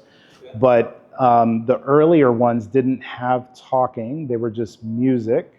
So it was like this. Let me rewind this. Actually, maybe I did talk. All right, so I guess I'm misremembering here.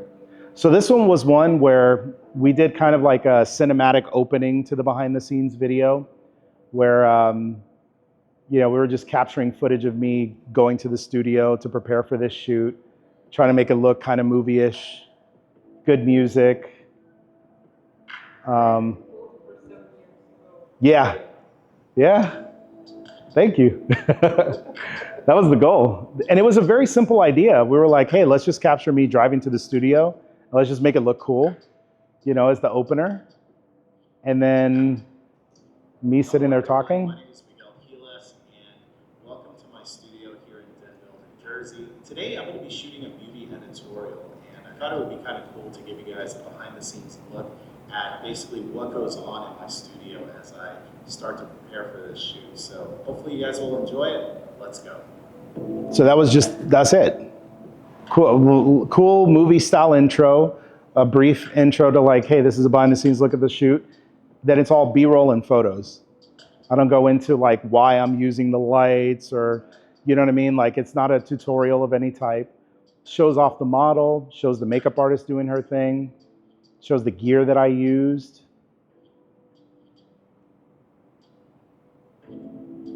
Camera that I used, lens that I used.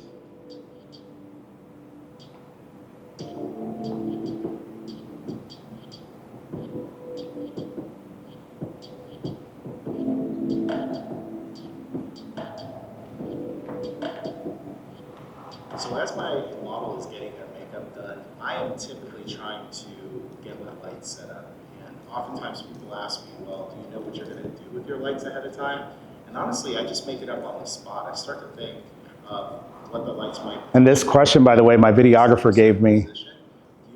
Like he tossed me this question and I just answered the question and he recorded it. Now that I've got the lights set up the way that I think it's going to look really good, we're going to go ahead and try it out. And so again, this was the packaging for this behind the scenes video. We kind of like made it up as we went. He was like, hey, I'll just toss a few questions your way and then I'll add your commentary on top of the B-roll footage. And then, again, towards the end of the video, you see the, individual photos that we were able to shoot. So the content was very simple. Do you have a recent one of these? Um, That is the new packaging? yeah. Like the evolution of this one? So the evolution of this, honestly, this was my favorite, I will say. So my second most popular video, I believe, I basically took, let me go back to this one. I basically took, these 5 tips I'm about to share with you will help you I understand. basically took the B-roll that I shot from like the very beginning of my career, and I just sprinkled it throughout the video because I didn't have specific clips that I had in mind. So some of this footage, I basically just opened up projects, opened up the folders, and would just drag and drop the folders. And then as I'm editing, I'm like, oh, this clip would look cool, so I'd throw that clip in there.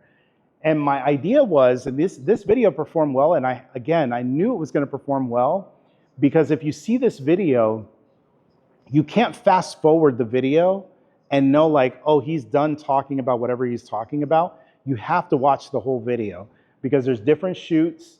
You don't know like, okay, the first tip has the same B-roll, and now when the second tip comes up, it's different B-roll. No, the first tip has like 4 or 5 different kinds of B-roll. So you don't know, you can't fast forward through it. You have to watch the whole thing. So you'll see, and then it goes to me speaking, and then it'll come back, like this is one shoot. But then I drop B-roll from a totally different shoot. So you literally have to watch the video to get all the stuff. But how I do it, I literally just drag and drop folders from photo shoots and then go through the footage and just color grade it like brand new. It's probably not the most efficient way to do it, but if you see the clips in the B-roll here versus the original videos that I used them in, it's different. Like some of these, I might not have even used this specific moment in the original videos. This was for the 135 G Master lens. So, you know, I just used the same day of footage, but just different clips. And then that way I know, like if I happen to have, for example, I'm not worried about it, but if I gave a video to Sony, there's a system, it's called Content ID on YouTube, where if, let's say you took this exact video and you upload it on your YouTube channel, it notifies me that you did that. And then I could copyright strike your video. So what I try to do is, I don't want to use the exact same video and the exact same clip because I don't want it to come up on Content ID for, let's say, Sony or for Adorama TV or for whoever it is that I deliver the original video clips to. I don't want it to show up. So I do it fresh. So it might be like, let's say if the video is a minute long, maybe I use the last 15 seconds of the video for Sony's YouTube channel. So I go to the first 10 seconds or 20 seconds and I take that clip and that's what I use. Yeah, so that's kind of the idea. But again, this is another one where, you know, I have the idea, which is portrait tips for beginners. I knew that was going to be a video that did well. So packaging the video, I was thinking I want to make sure that you can't scrub through this video. People have very short attention spans these days. If they see that, let's say all I'm doing is sitting in front of the camera talking to you for however many minutes this is, you're not going to watch the whole video. So I talk for a few seconds, drop B-roll. Come back to me talking, drop more B-roll. My perfect videos in my head, I'm not in camera at all. You're just watching a whole B-roll montage with me just doing voiceover on the video, like how we did for the video that you were just watching. I wasn't talking to the camera at all. I was just shooting. I decide after the fact, hey, this is what the video is going to be about, with a little SSD drive. So as soon as I'm done shooting, I put it on the SSD.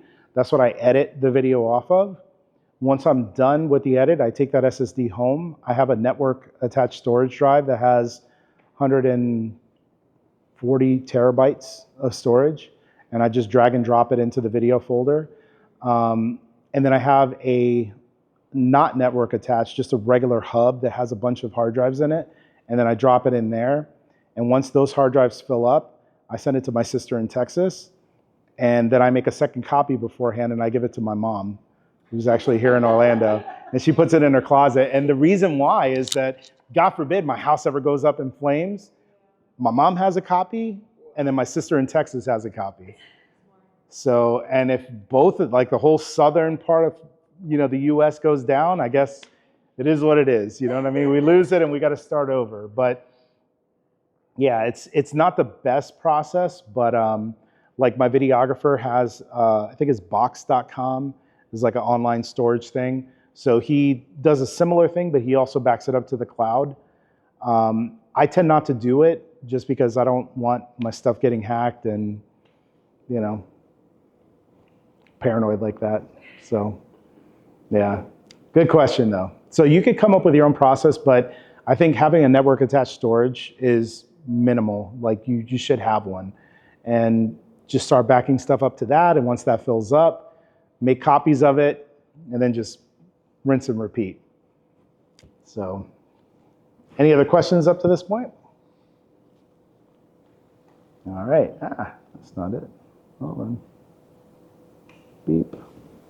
All right, play from current slide. All right, so that was a behind the scenes example. Live streams is another type of content, very, very popular these days. Very low effort to create a live stream because you literally just turn on your camera and just start doing what you're gonna do, right?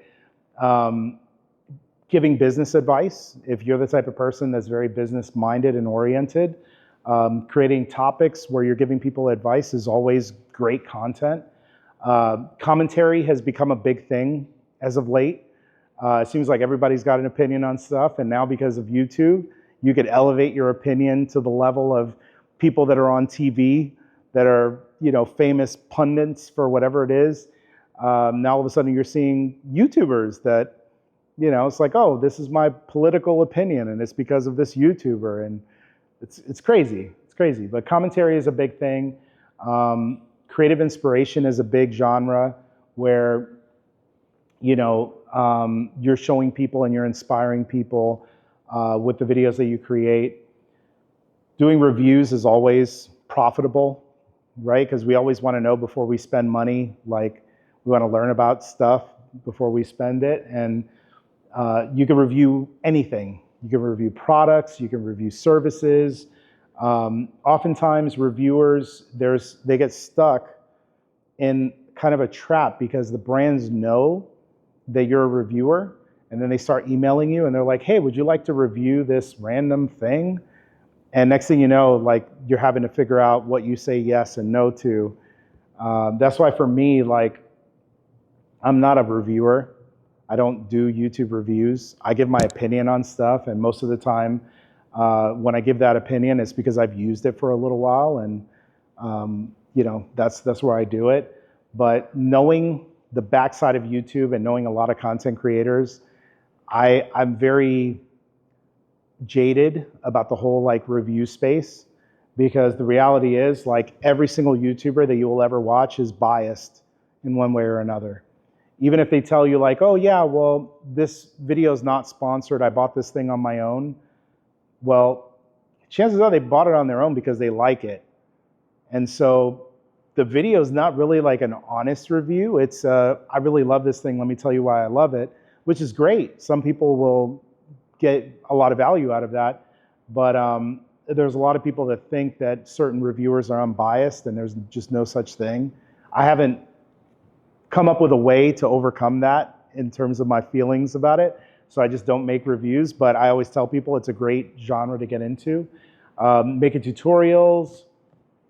If you are the type of person you like talking to the camera and want to make vlogs, vlogs are a great content genre to get into. DIY stuff, I live by that. Like, I bought a house and I learned how to do all kinds of stuff just watching DIY videos. I find them to be very relaxing sometimes. Like, I'm not doing anything and I just, oh wow, I don't know how to make a bird feeder. Let's watch this video, right? Makeup and beauty is a big thing on YouTube. There was a guy who did makeup for one of my photo shoots in Orlando. And I remember at the time, he was like, yeah, I'm on YouTube and I'm starting to make YouTube videos about my makeup stuff. He was very out there, very eccentric. And a few years later, all of a sudden he pops up on my feed again, and he's like a massive YouTuber. like massive, like millions and millions. He has like his own makeup line at MAC Cosmetics. And I'm like, this is crazy. This dude was at my house doing makeup, you know, and now he's got this massive YouTube channel, you know. It's a thing. Style, if you're a stylish person, you can make style content. You know, there's a guy who I watched for many years, Alpha M.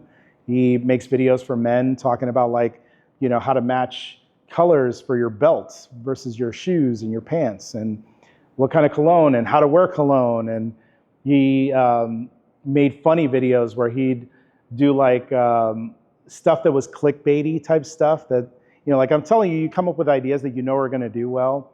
He'd make a video like how to shave your balls.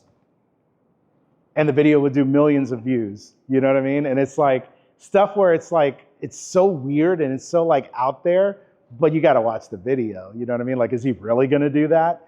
How is he going to show the shaving? You know what I mean? So like it creates what's called a curiosity gap.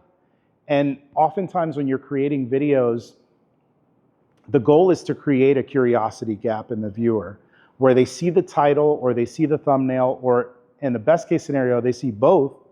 And they're like, what is this video about? I'll have to watch this video. How do they pull this thing off, you know? And so that curiosity makes the viewer want to click, and then they want to watch the video, hopefully to its completion, so they could see what it is that happens. So these are the different types of content, and how you package the video is going to, again, depend on the type of video. So I showed you my packaging for behind the scenes. A live stream packaging is going to be totally different. Because in the live stream, you might want to come up with, let's say, most of the time live stream content is paired up with another type of content. So it'll be like a commentary live stream where they're talking about the news of the day. So let's say like, you know, a political commentator, for example, they'll do a live stream. They start off with a very kind of divisive topic. Like, let's say right now, all the news is talking about the Epstein stuff.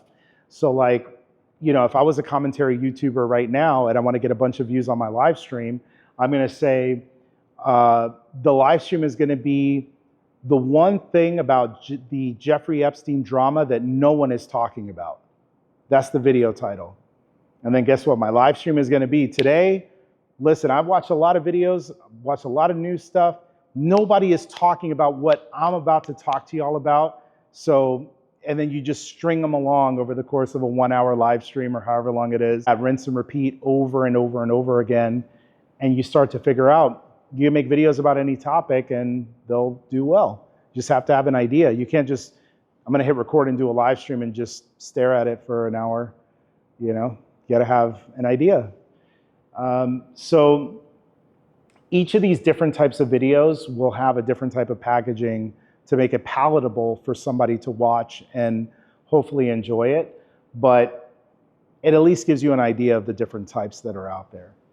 So any questions up to this point on the types of content? Does this help everyone to kind of give you an idea of like, these are the most popular, and obviously the really good channels will actually take 2 or 3 different types of content and they put them together.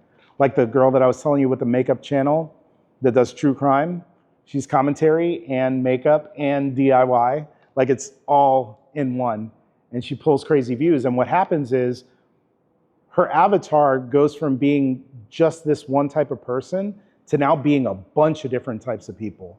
I'm not a makeup guy, but I am a guy who likes true crime. So, and I do like storytellers. I'll watch a lot of YouTube channels where people just, like creepypastas is a genre on YouTube where it's stories that people write that are like scary stories. And there's people that are narrators that all they do is they pull these creepypasta stories off of a website. And because they have a good voice, they narrate the story.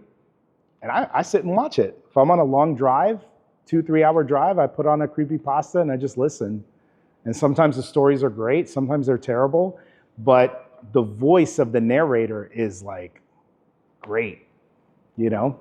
So I don't think I put that on there as one genre, but that definitely is a type of content. You know, obviously like the ASMR stuff, there's niche types, you know, thing. If you like to eat weird foods, That might be a style of content that you might want to get into. And, obviously the more ways that you can broaden the viewer avatar, the more views you're going to get on the content. So with under the term of packaging, title, thumbnail, those things like that, you're considering all of that within the packaging, right? Absolutely. If I can't come up with, and I'll talk about this in a few slides, but if I can't come up with a good title and thumbnail for my idea, you will never see that video. It needs to be workshopped, as I like to call it. So every video that I create, I have a minimum of 2 to 3 different thumbnail ideas and 2 to 3 different title ideas. Because again, I might make the video and maybe I think it's a great title and thumbnail and a great idea, and then it doesn't get views. And you could actually go after the fact and just change it, and maybe it does well. Where in the process do you think of the thumbnail and the title? Like Very beginning before. Idea, and immediately after the idea is thought of, Yep. thumbnail and Even title, before the and meat of the content. before you even make the Absolutely. you have that set up. You got to. Because here's the problem. I've had a bunch of videos where, like, in my opinion, the content was awesome, but I didn't put any thought into the title and the thumbnail and any of that stuff. And I put out the video and it doesn't do well. And part of the reason was that after the fact, after I've already made the content, I'm trying to make a thumbnail, and it's kind of like hodgepodge, It's just like, oh, I can't come up with anything else, so here's the thumbnail. And then the title, I'm not really sure. It could be about this, but it could also be this. So I'll just make this. So you want to research all of that stuff, and I'll talk about it more in depth, but you want to have all that stuff at the very beginning, like ground level.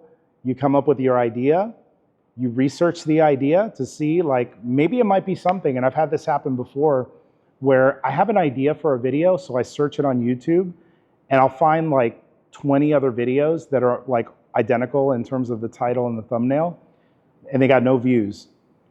So I'm not going to make that video. If I already see that there's been a bunch of other people, especially that if it's a bigger channel that made the same video and they didn't get any views, how am I going to be egotistical and be like, no, my video is going to get a bunch of views? No. So then I'll step back and I'm like, okay, what is the other way that I could package this video? What else happened that I could take this topic and make it into something more interesting? So it's the same content, but it's just the lens that you look at that content through is different. And then that might be the title, but I need to have at least 2 to 3 of those so that if one of them doesn't work, I just default to another one. Or maybe both of them work, or all 3 of them work, and then it's which one works best versus which one is terrible that doesn't work at all. Very good questions. I'm glad y'all are asking questions. I'm a little nervous there in the beginning. Y'all just sitting looking at me, no questions. I'm like, man, I'm either very good or y'all are missing me. So types of content, obviously we've been talking about long form content. Short form content is also growing in popularity, as you already know, with TikTok, YouTube Shorts, Instagram Reels. That type of content, I would tell you, it's great if it supplements your long form stuff. And especially now with YouTube Shorts, it's very cool because let's say that video that I showed you with the RX1R Mark III where I was shooting outside, I could take that video footage, because again, I have like 80% of the shoot that I didn't do anything with that footage. I could turn it into a YouTube short, and then the YouTube short title can link to the longer video. So I put up the long video, and then I could put up the short that basically maybe is like a behind the scenes, and then like, hey, if you want to learn more or you want to see more about this camera being used, click on the video that you see that's linked to this one, and you can go from a YouTube short to a long video, and it will drive views to the longer video. TikTok, obviously, you can't do that. It lives in its own little bubble. My issue with both of these platforms, including Instagram Reels, is that it gives people a bit of a false sense of like success, because you could make a YouTube short, for example, that could do like 10 million views. And it's like trash content, but it could still do 10, 20, 30 million views. And you're like, oh my gosh, I've made it. Miguel was saying he got 20 million views in 10 years. I got it in one short. The way that shorts work, you could get those types of views, but the problem is that that number of views is not equivalent to what you would make if it was a long form video. So I told you my 2 million view video made me around $9,000, $10,000. You can get a 100 million view short that makes you like 20 bucks.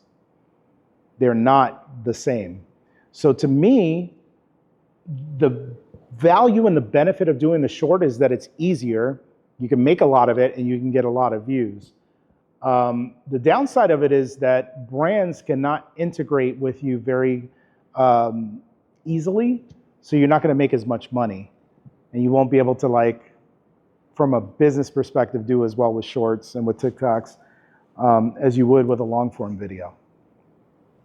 So I don't want to dunk on short form, because there's many short form creators that do a great job. There's many short form creators that actually start off doing short form and then they start doing long form stuff. So I was at, I told you guys this is like the 4th or 5th time that I've done a variation of this presentation. Very first time that I did it, and this is how weird the universe works. I had done this for the first time at Shutterfest, and I'm sitting in the classroom, and I'm talking about this TikTok channel that had popped up on my feed recently that was very funny. We were talking about types of content. This channel would basically take funny animal videos and they would narrate the videos. So, they would narrate it as if the dogs or cats or birds are talking to each other. And it's freaking hilarious, like hilarious content. And it just popped up on my feed like a week prior. And so as I'm talking about different types of content, I'm explaining this to the group. And this guy's like, in the class, and he's like, hey, do you remember the name of that TikTok channel? I was like, I don't know. So I picked up my TikTok and I'm looking, because I just followed the channel and I only follow so many people. And I was like, oh, it's KLR Productions. And he was like, no way. And he goes like this and he pulls up his sleeve and it says KLR Productions. He's got a tattoo on his arm. He's one of the people that runs the YouTube channel or runs the TikTok channel. And I'm like, how freaking weird is this world that we live in? Like, the TikTok algorithm randomly offered me this guy's video who's in my class. And, he's got a huge TikTok channel. So I'm like, bro, what are you doing in my class right now? And he's like, the reason why I'm here is that I'm getting ready to basically try to parlay what I'm doing on TikTok to doing it on YouTube. So we're trying to figure out, like, what does it look like for us to make YouTube content, like long form stuff. And so, this guy, and again, I'm not taking any credit for any of this because, they're brilliant at what they do, but his YouTube channel is at 4.1 million subscribers. So 46 minutes is the long form of the video? Yeah. So a lot of the videos, with TikToks, they're super short, but they were able to take it. Oh, so they compile it, correct. Slap you on your neck, don't we? Ricardo, by the way, I'm not Derek. Hey, how about you? Dare lick my balls, huh? What are you talking, Derek? You, Ricardo! Ricardo, we look the same. Make no. That's Jamaican ones always make me laugh. Yeah, they're so silly. You're a big dog. How many dogs I bury in the backyard? Like, On the side of your YouTube, is that like a different thing you got? Yeah, so it's a plugin. So I have vidIQ, Keywords Everywhere, and TubeBuddy. And so when I pull up YouTube videos, and I don't have it turned on this laptop because I just got this recently, but they give you insights into the video, so I can see, how many views per day the video gets, how many subscribers the channel has. And I use this information, going with what you were asking me earlier about, like, researching before I do stuff. I look at this type of stuff and I'll see, like, okay, if this video has 4,000 views per day, Like that's an insane amount of views per day. So I look at it and I say, okay, how can I make a video like this? Because the person who's watching this video today will watch 10 minutes and be done and be like, I want to watch another 10 minutes of it, right? Yep. Does it also have SEO so that way we could, get some keywords and then just rearrange our algorithm? So it does. I don't have it turned on my laptop here, but on my desktop, it gives you a lot of info. It gives you the engagement, and you could actually get the exact tags that they used in the video. I would tell you, don't copy paste other people's tags into yours, because if it's not the same exact type of content for the same exact type of avatar for the viewer, it's going to be bad. The goal is, and this is another thing going really, really in depth on the YouTube stuff, the other thing is that you start to develop what's called a, what do they call it? So they have an expertise metric on YouTube where like YouTube identifies who is an expert in a certain topic. And let's say if I was to search for home improvement on YouTube, they offer me specific YouTube channels based on home improvement. If you make a video, like your first few videos, you will never show up in search because you have to establish what they call authority on YouTube to start to get traffic on your videos. So topic expertise, right? Because this is a best animal voiceovers video, he's not gonna have that. But if you were to search for how to install a door, and let's say, okay, this is Lowe's YouTube channel, so I'd be willing to bet. So here they got the tags on this one, so I could see basically here are the tags that they use, right? So if you search for how to install a door, it popped up. How to install a pre-hung door, DIY door installation. Like it tells you all the different things that people would use.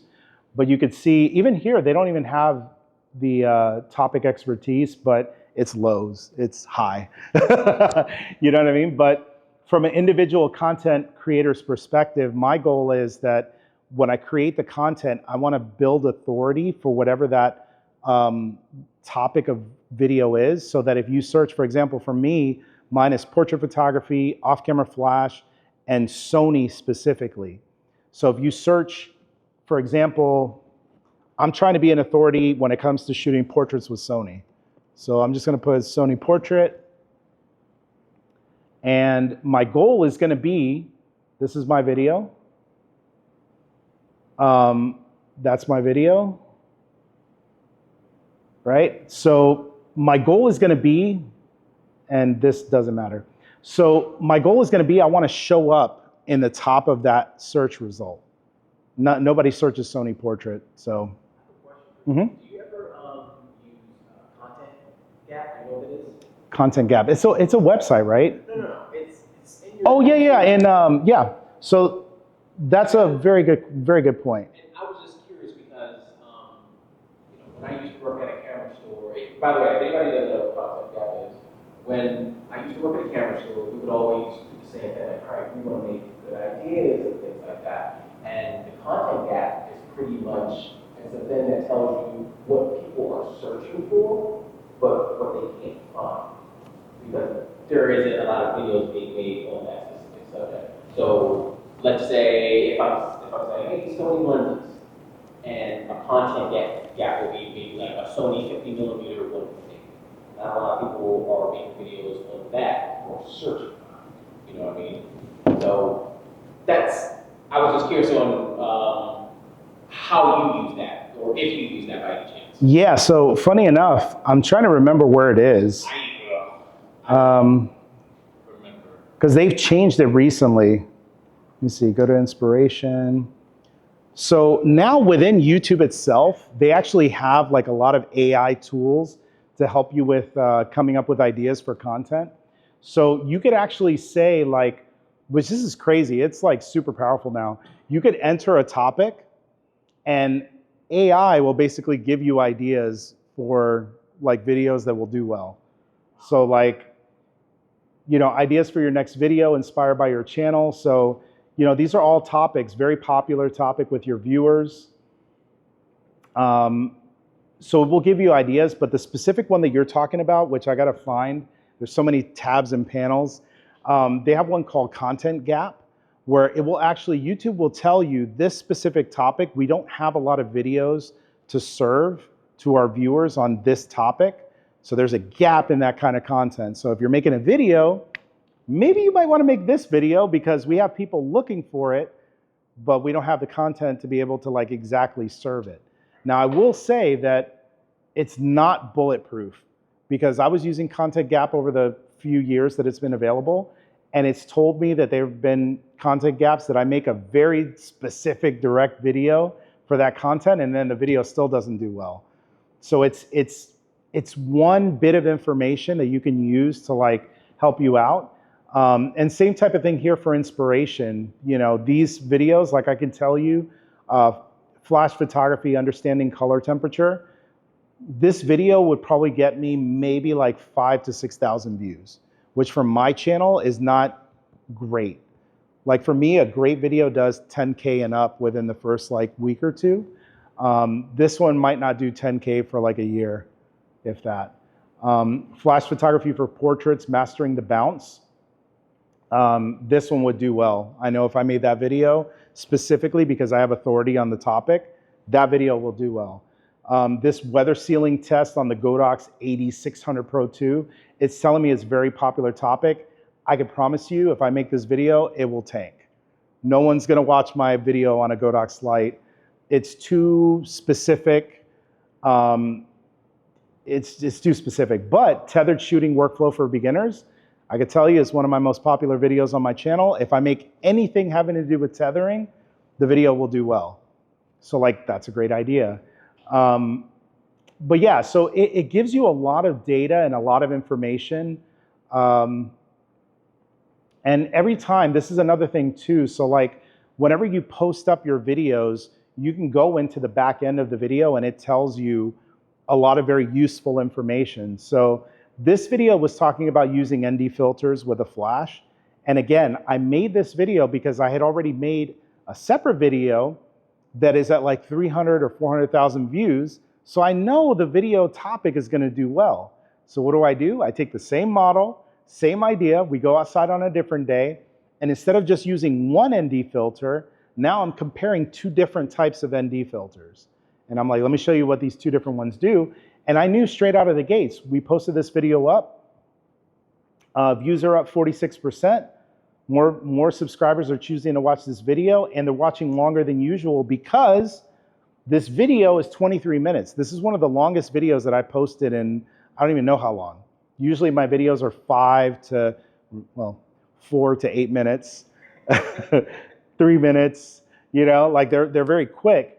And what we were thinking, we were testing, I was like, you know what? The first video we did was like 8 minutes long. What if we went long? What if we went like 15 minutes?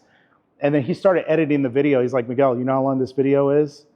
And it was at like 26, 27 minutes, the first initial edit. And I was like, bro, we can't post up a video that long. So I went in there, I started chopping up stuff that was a waste of time, and we got it down to 23 minutes.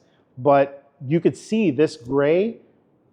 So when you start to post on YouTube, YouTube starts to understand like, okay, here's where your normal trend is. So like after an hour, you usually get about this many views. After a day, you get about this many views. And after a month, 2 months, and they have this little gray line. So this is what I would usually get over the course of, 2 days, 4 days, 6 days, 14 days, right? So at 14 days, I would be just under 15,000 views on a video. And you could see this is where this video is trending. So it's been from the first couple of hours, you could see the video was doing well. You could see the number of views that it has versus how many more than usual or less than usual if the video wasn't doing very good. Watch time hours is very important on YouTube. YouTube wants you to stay on the platform and watch for as long as possible. So if you know that, when you make your videos, you're optimizing for making sure that people sit and watch your content, because that's what YouTube wants. They don't want you to go open up YouTube, watch the video, and then leave. So the goal is going to be that if you watch this very long video and you like the way I teach, maybe you'll watch another one of my videos and another one. And Next thing you know, you've been sitting on YouTube for an hour or two, like, oh my God, where'd the time go? This one video, which again, it's been out for about 2 weeks, gained me 184 subscribers. That's pretty good for me. I have some videos that have gained me thousands off of one video. And then of course you can see my estimated revenue. I made $74 on in ad revenue off of this video. But this video doesn't have a sponsor. I put it up because I knew that I'm not gonna get paid from the sponsor. I'm gonna get paid from Google as this video continues to rack up views. When it hits 100,000 views, I probably will make like $1,000. That's worth my time. As like a free video. This has no sponsors, right? If I was to go to... Let me ask you before you get into that. Yep. That back end, is that available to everybody on Yes. So once you start, you go into YouTube Studio and it's available to everybody. Every video that you post. And what's really cool is that when you go to the main page of YouTube Studio, when you post a video, for example, this was my recent video, and it tells you on your last 10 uploads, where does it rank in terms of views. So this video is not doing great. It's currently 8 of 10. But I could see, like, at this point, it's been 3 days. This is where these other videos were in 3 days. So my top video was at 13.2K in 3 days. This video is an outlier for me. I don't even count that one because that was during the election. And again, we're talking about knowing when a video is gonna do well. That video, I knew it was gonna blow up. It did 340,000 views within like a couple of weeks, which is not typical for YouTube. And I just knew because it was politically related, even though it wasn't about politics, it was about lighting. So again, I took what I know, which is lighting, and I took what was very popular at the time, which was all the election stuff prior to the election, and I said, how can I reach people who are looking at political stuff on YouTube, but introduce them to what my genre is, which is talking about lighting. And so I came in the morning at 9 o'clock, scripted the video, ate lunch, recorded the talking parts of the video, sat down, edited the video, and I uploaded it same day. It took no time at all. And if I look at this video, so that amount of effort made me $1,000 in revenue off of YouTube, which again, it's an 8-minute video, took me very little time to put together. It gave me 1.3 thousand subscribers, which is massive because again, it aggregates over time. So like the more videos that you post, you know, this one gave me 1.3. The last one I just showed you gave me 100. Next video I post up might give me 20. One does really well, it gives me 1,000. You know what I mean? So it just continues to aggregate over time, the more that you post. But look at the trend. I posted the video, whoop, straight up, right? And then it plateaued because obviously no one is searching that now. It's done, it's over. Maybe a different topic. I could take trending topic and what I know and marry the two together, and I could do this again, where I make another video that YouTube starts to serve up to their viewer avatars that they know of people who like politics, but maybe are photographers or videographers, and serve that content to them. And what's crazy is if I go into reach, 2.9 million impressions. So part of the reason, I got you next, part of the reason why this video did so many views is because it got shown 2.9 million times that they show my thumbnail on either the home page or, like, you know, you're watching YouTube videos on the right side, they have the little ones that they recommend to you. Or sometimes the video auto plays after a video is done, it'll just play that video. 2.9 million impressions, and if they show that thumbnail 2.9 million times, 7.6% of the time someone picked that video. A good number for this is anything above 2%. So imagine, out of 100, only 2 people need to click on it for that video to do well, for YouTube to just keep showing it to people. This one did almost 8%. And this is over the course of, you know, it's been from September. Yes? Let's say the line goes back up. Yeah. You start getting views on that video. Yep. Does the ad revenue match up with what Yes. the new views? It might.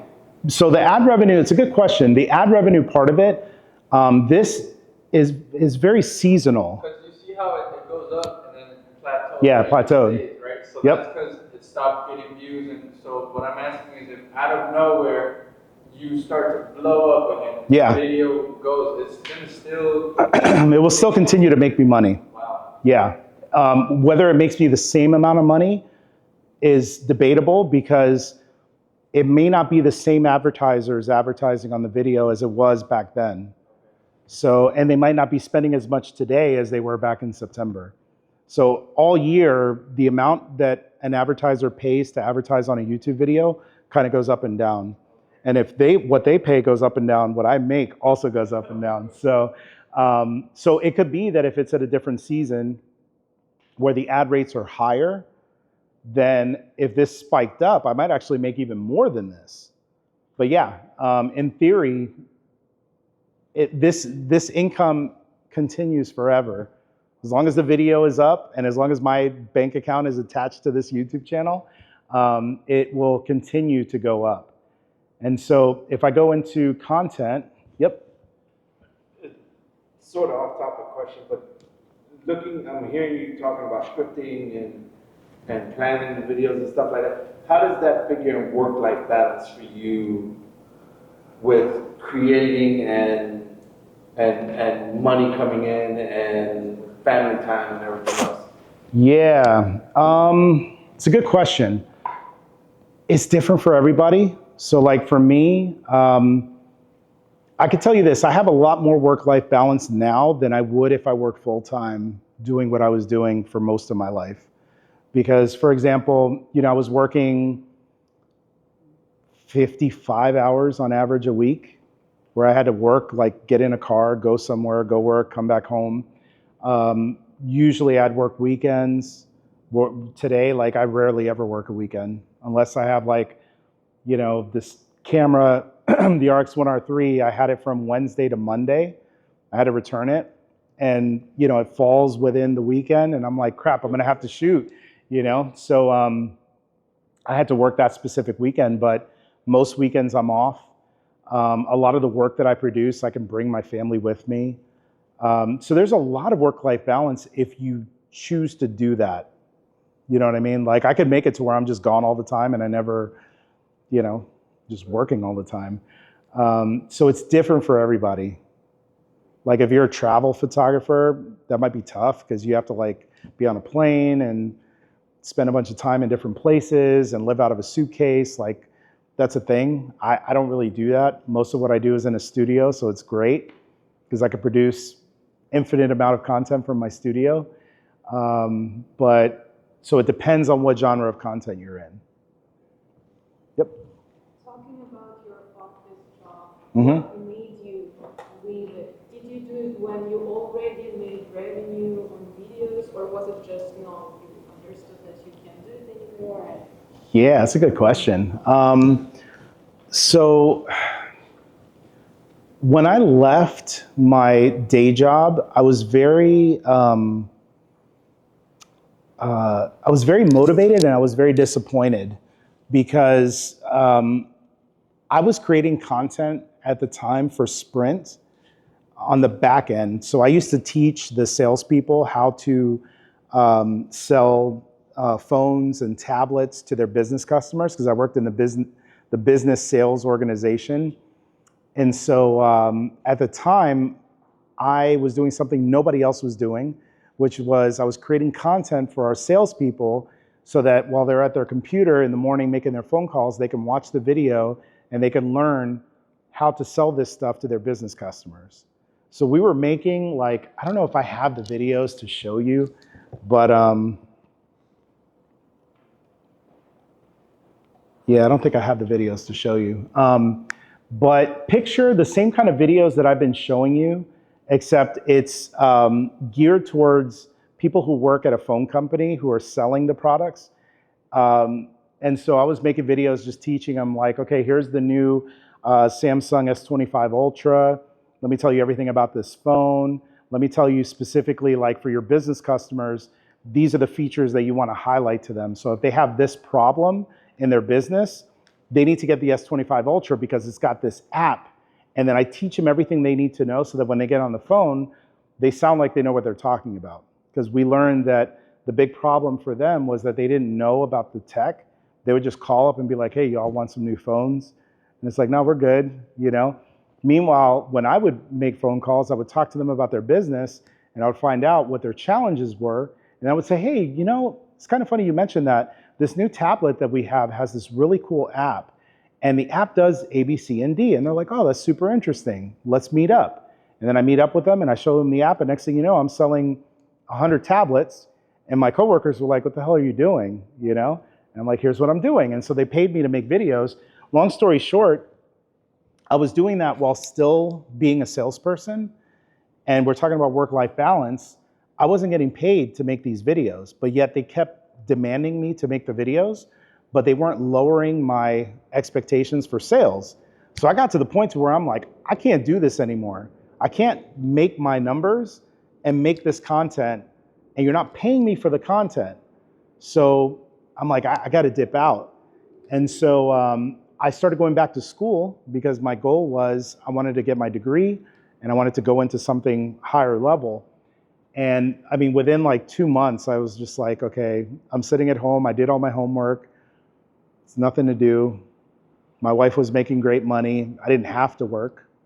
So I was like, I'm just gonna do this YouTube thing. And slowly but surely figured it out. And then now I got to the point to where I make more than she makes, which is great. So I had the ability in the beginning to take a year to basically like figure it out. Not everybody gets to do that. But the benefit today is that there's more information available to you than there was to me when I started. I had to figure this out from scratch. If I had to do it again today, it would take me maybe 3 to 4 months, and I could replicate what I've replicated over the course of 10 years.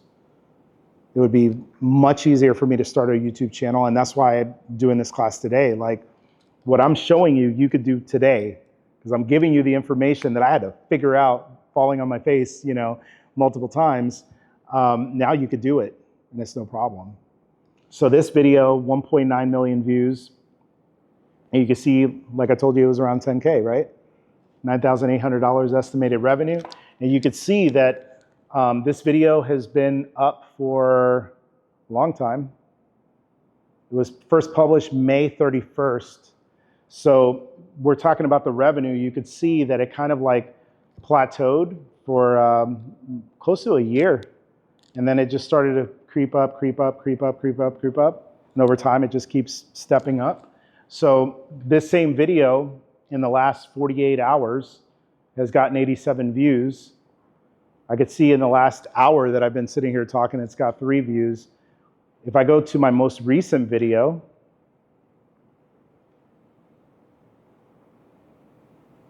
let's take this thing off.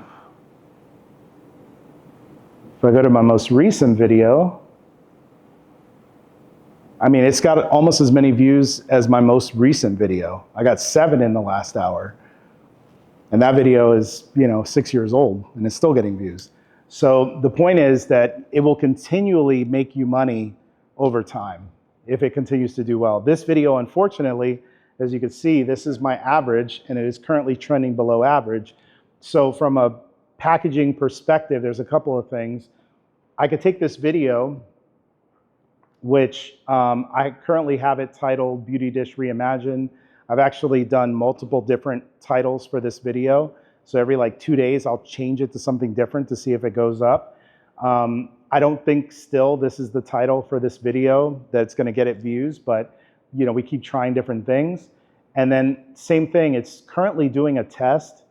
So with YouTube now, this is something new where you could actually upload the 3 thumbnails that I'm telling you that you need to make for every single video. You could upload it, and it actually will tell you based on watch time, based on how long the person is watching, which thumbnail does better. So in this case, they're all pretty close. Like these 2 are identical, right? But this one's doing a little bit better, 2% better. And it doesn't show me, it's just all the pictures. So I might just make this the thumbnail. Or I might stop this and make 3 different versions of this and then test that. And then maybe one is like 50% and the others are 20. And then I might say, okay, I'm going to use the 50%er, and then that will hopefully lead to more views, right? So there's a strategy. If you have a video that's like dead, you can shock it after the fact and hopefully get it to do better. But the goal is not to be doing that. If you got to do what I'm about to have to try to do with this, there's a lot of just like prayers and holy water that I'm throwing at this video in hopes that it like gets up like a zombie from the dead. The better thing to do is to do what I did with this other video where I knew, because, for example, this video, flash photography for portraits, best ND filters, if I go to the video that kind of got me on this train. That's the one in the parking lot. Yep. So let me go back because it's got more views than that. It's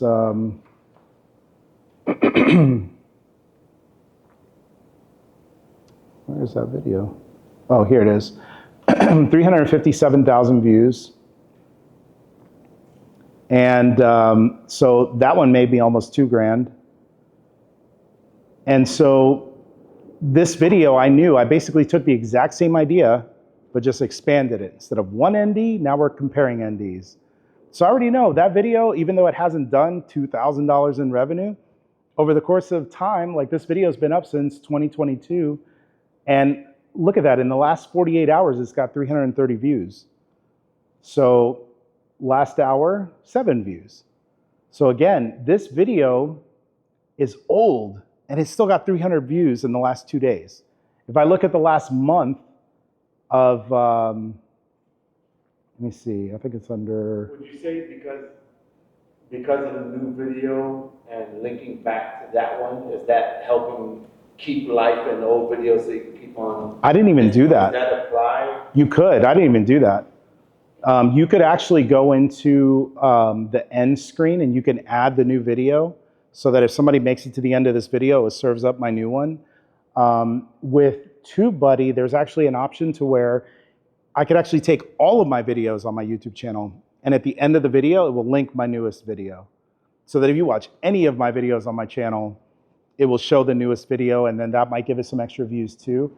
But what I like to do in the beginning, if I know the video is a good topic and it's been specifically made to do well, I just let it marinate and do its thing. And then later on, I'll supplement it by doing all this extra stuff.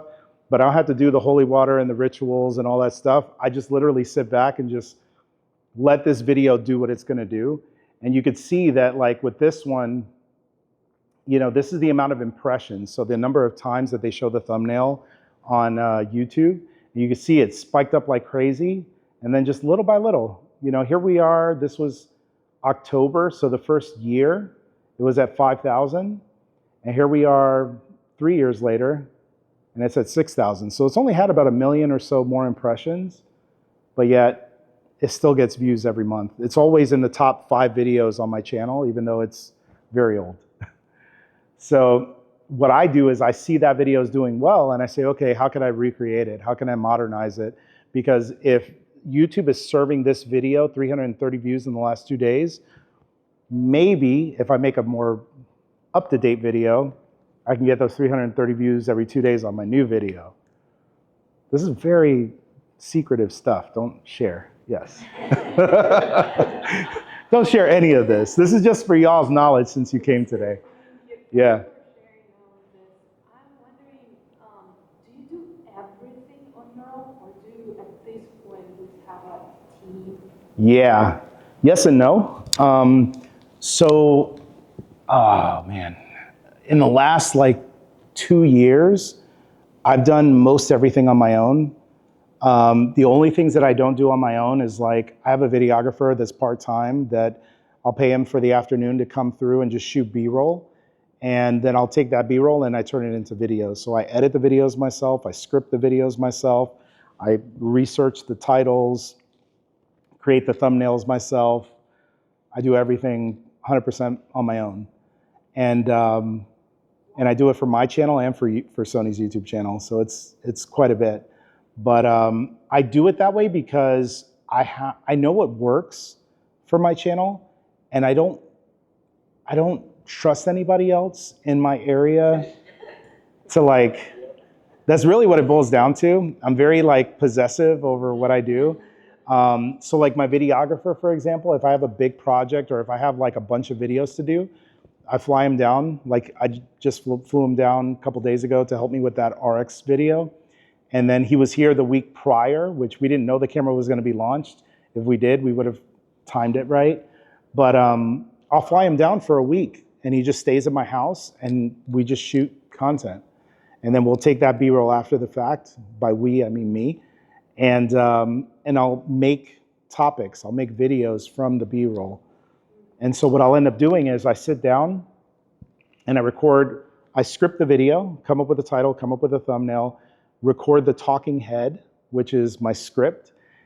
I edit the talking head, and then I just drag and drop his B-roll footage on the video, wherever it makes sense. And then when it's all done, it's a video. And you cut short form videos yourself? Yep. And you could tell because they're not great. I'm getting better. I'm getting better over time. Team will amplify your work and will allow you to do even more content? For sure.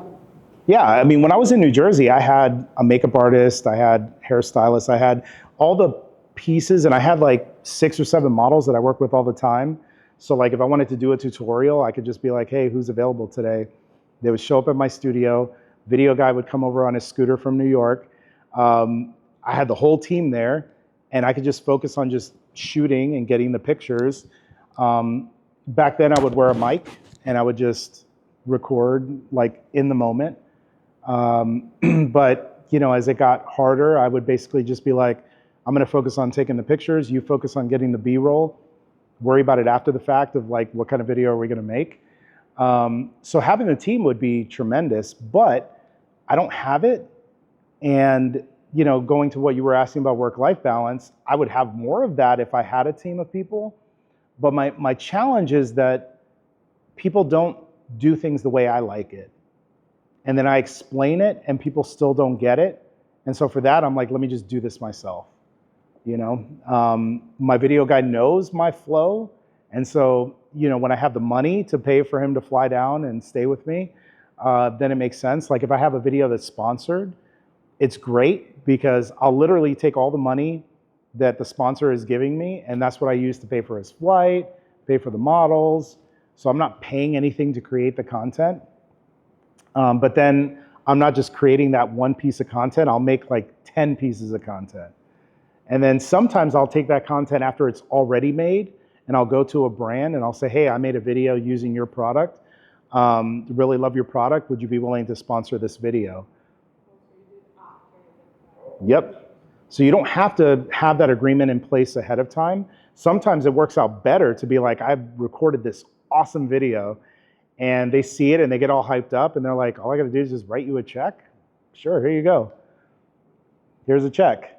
So, and then sometimes, you know, I take the route of like I did with some of these other videos where, yeah, I could make more if I had sent that ND video to maybe like Tilta or Nissi or any of these companies that make ND filters.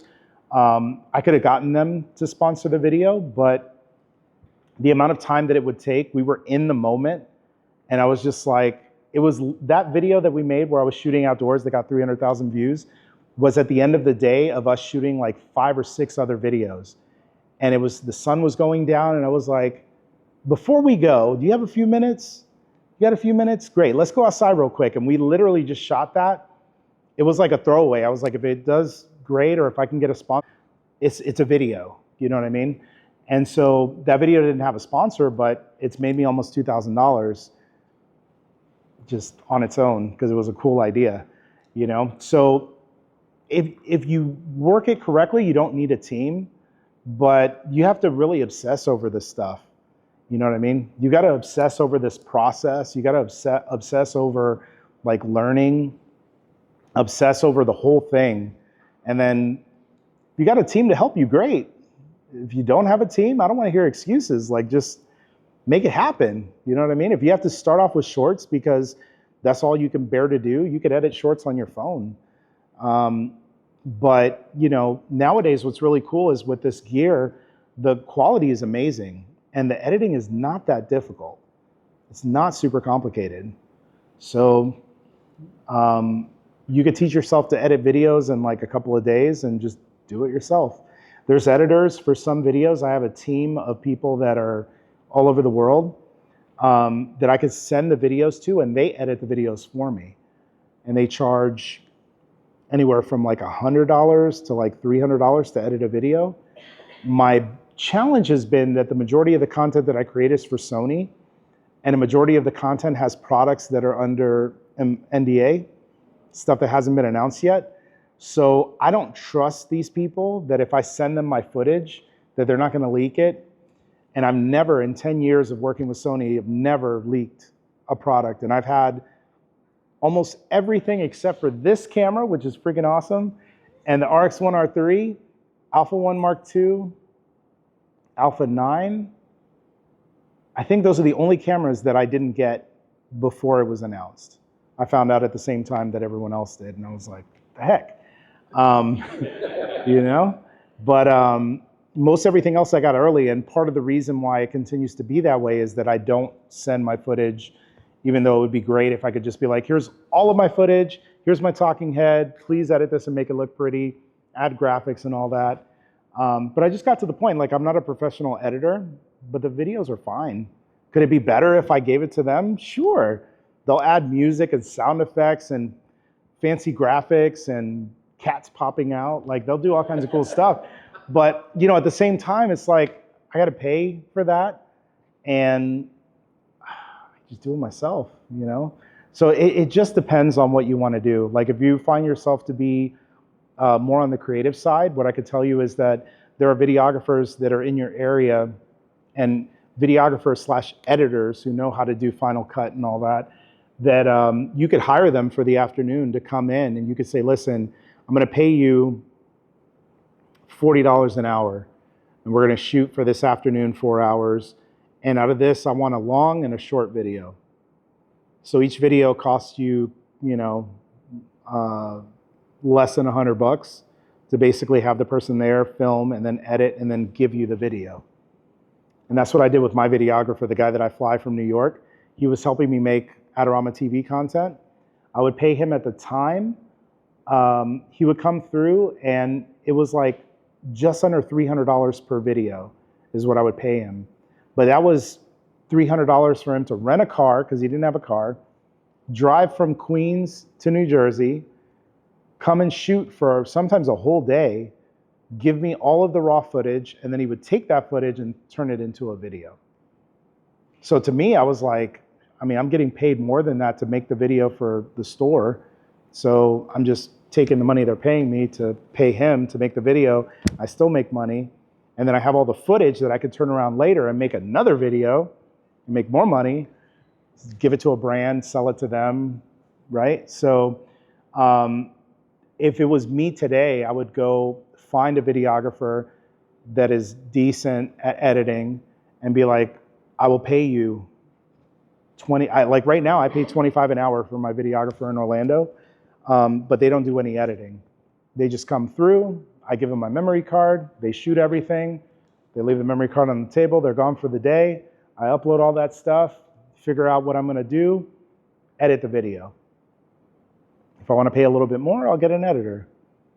But there's ways you can monetize the content to where you could pay to build a team if you wanna build a team. Yep. Also, if you want, there's places like Venezuela, Colombia, stuff like that, where you can get high quality work. Yep. People for They work for pennies on the dollar. yeah, like the $100 here for your whatever video is a premium. Yeah, it's a freaking boatload for them. That's what happens. That's what I do with my edits. Like my shorts, I send it to this team. It's $35 per short. And I literally just give them raw footage and I'm like, make it interesting. That's my instruction. They get it, they add, you know, everything. They add everything. They literally create the narrative and here you go, here's your short, $35. Meanwhile, for me, it would have taken me hours to make that. It would have cost more for me to do it than to just outsource it. So that's a very, very good point. Very good point. You guys are asking such good questions that I'm not even close to being done with my slides. So I'm gonna power through. When I bought you later for those contacts. Yeah, done. The good thing is a lot of the slides have stuff that I've already told you about, so I've kind of jumped ahead a little bit. But when I make my videos, I research my keywords.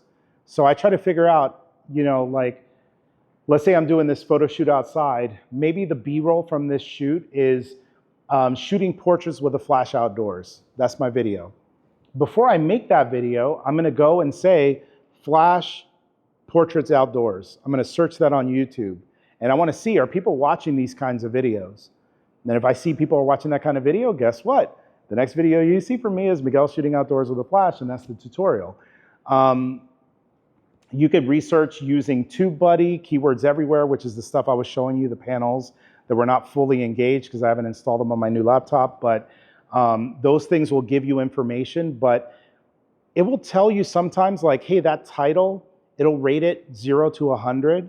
And sometimes it'll tell you this is a 100 out of 100 title, and then you use it and it doesn't do good. So don't put all of your stock into what TubeBuddy or Keywords Everywhere or vidIQ. There's no one that knows. No one knows. They just guess based on data. And sometimes the data is right. Most of the time the data is wrong. You have to go with your gut. My gut is always right. When I know a video is going to do good, the video does good. Create 2 to 3 different titles for the video with 2 to 3 thumbnails. We've talked about that. I like to create mood boards. So if I have an idea for a video, I will create a mood board for that video. And I could use Pinterest if let's say if the photos already kind of exist and I want to take the idea, I don't have to recreate it from scratch. I could say, okay, I'm going to use these photos as inspiration. I'll give you a prime example. I have a video idea that I'm working on right now that I'm building the mood board for, where I'm going to talk about photographing aliens. And I don't mean like aliens like people from other countries. I mean aliens from other planets, right? That's going to be the video. And I already know it's going to do great. And so I started a mood board. What is this video going to look like? It's going to have news clippings, like news video, like from people who have, you know, sent photos of aliens to the news. And the news is like, today we have an interesting story. Jackie from so-and-so captured this intriguing photo of an alien, right? And then they show the alien. So like I know as I'm building this mood board, I'm getting all these assets and I'm just putting them in a folder. You can build that mood board so that when you get ready to edit, whether it's you editing and you just want to keep your thoughts intact, or let's say if I give it to my editors, they don't know what to do. I'm just handing them a bunch of footage. So I'm like, look, here's my idea. Here's the mood board. Here's some of the assets. Here's my stuff. Make the video. And I want to give them as much information as possible so that when they edit the video, that it comes out the way I'm dreaming for it to look like. And oftentimes when I have a team involved, they make it even better than what I thought, which is always cool. I outline at a bare minimum every video that I make. But to be honest with you, I used to box back in the day as a exercise, and I wanted to compete in it, and I did a few competitions. Getting punched in the head, I don't think I have CTE, but I think any bit of boxing that you do, your brain gets rattled, and you can't think as sharply as you would prior to that. So for me, I script all of my videos because either one of two things happens. Either one, I make the video and I forget a lot of details that I meant to talk about and I just don't talk about it. Or B, I remember it, but then that 5-minute video turns into a 45-minute video of me just yapping. And so, and obviously you could tell after 3 hours of us being here, I'm very used to yapping. So I like to script my videos because I want to take my ideas. I want to make sure I say everything that I want to say and not miss anything. I don't want to forget stuff. And then I usually create a B-roll checklist. So after I've created that video and I know what I'm going to talk about, if I haven't already gone out and done the shoot, like I'm telling you, where first we do the shoot and get the B-roll and then I script afterwards, sometimes what I'll do is I'll script the video and then we go do the shoot. And what I'll do is I'll hand my videographer a B-roll checklist and I'll say, in this video, I'm talking about this, so I need a clip of this. And then I'm talking about this, so I need a clip of this. And then I'm talking about this light, so I need like 5 or 6 clips of just the light. And then I'm talking about this FX2 with this 16 to 25 lens. So while I'm shooting, I need like 10 B-roll clips of this. So he'll go through the list and be like, okay, so while I'm shooting, doing this, he's gonna shoot a nice little slow-mo shot of me here, or maybe I'm shooting here so you can see the camera and the lens, so I'm gonna get some B-roll of that. So I give him the list ahead of time, and usually those videos turn out exactly the way I want it because I've already scripted it, and then I get the exact B-roll that I need to make the video. You mind if I get a picture of that? No, please do. That's why I put it up. Go for it. Thanks. Because I would forget half of that. I already forgot it, and I made it up. Thank you. Finding talent, kind of talked about this. Yep. Quick question for the For the last one? Why is it important to script? Like, why is there a need to have that, what can I say? No, I don't want to say limitation, but I just want to say that, okay, if you put this on the paper, this is what you have to do. Why does that? So there's arguments both ways. Okay. There will be some people who will tell you never script because it's more authentic. If you didn't spend any amount of time getting punched in the head and you could think quickly, by all means, don't script your videos. But what I like to do with mine is I script it because I don't want to forget details, especially because I'm talking about camera equipment that has very specific details that sometimes is very hard to remember. And it's important. So I don't ever want to make a video and somebody's like, Miguel, you said this and it wasn't correct. Or you said this, but you didn't fully expand your idea. It's actually this. And so it just depends on what the topic is and what genre of video you're making. What I also like to do is I script the video for retention. So every single video that I make, if I have to think off the top of my head, for example, I don't know that I talk about it in the next few slides, but every video that I make, I create.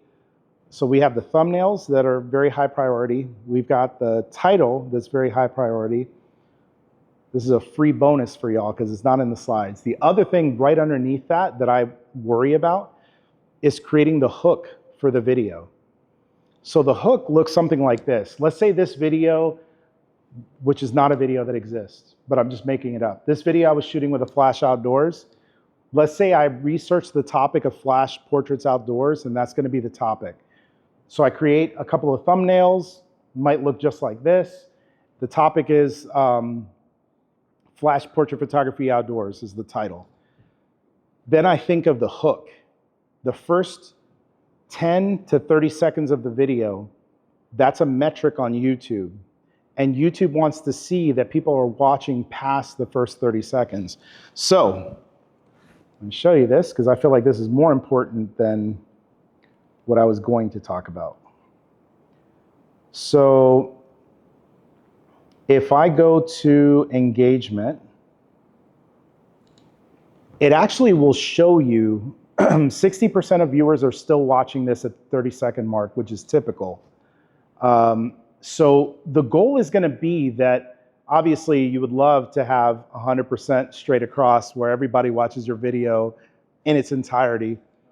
But the reality is nobody does that. Sometimes a video starts auto playing and you're like, what the heck is this? I don't want to watch this. Or maybe you watched it already, so you scrub through it. But I had basically 60% of people that watched to the 30-second mark. Videos that don't perform well will say 20% of viewers watched through the first 30 seconds. The goal is for me to have this as close to 100% as possible, right? So the only way that I could do that is if I hook you to watch for at least 30 seconds.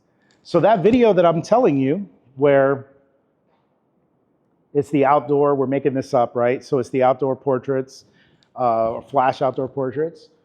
The hook is like this. Shooting flash outdoors could be very complicated, but I could tell you that if you understand how to use a flash, it will elevate and transform the way that your portraits look. So in this video today, I'm gonna show you exactly every single thing you need to know to take your portraits, your natural light portraits that look kind of interesting, to something that looks super awesome in any environment, any situation. Let's get into it. I just made that off the top of my head. I don't know how long that was, if that was 15 seconds, 20 seconds. That's the hook of the video. Every video that you make sets the expectation of what this video is about.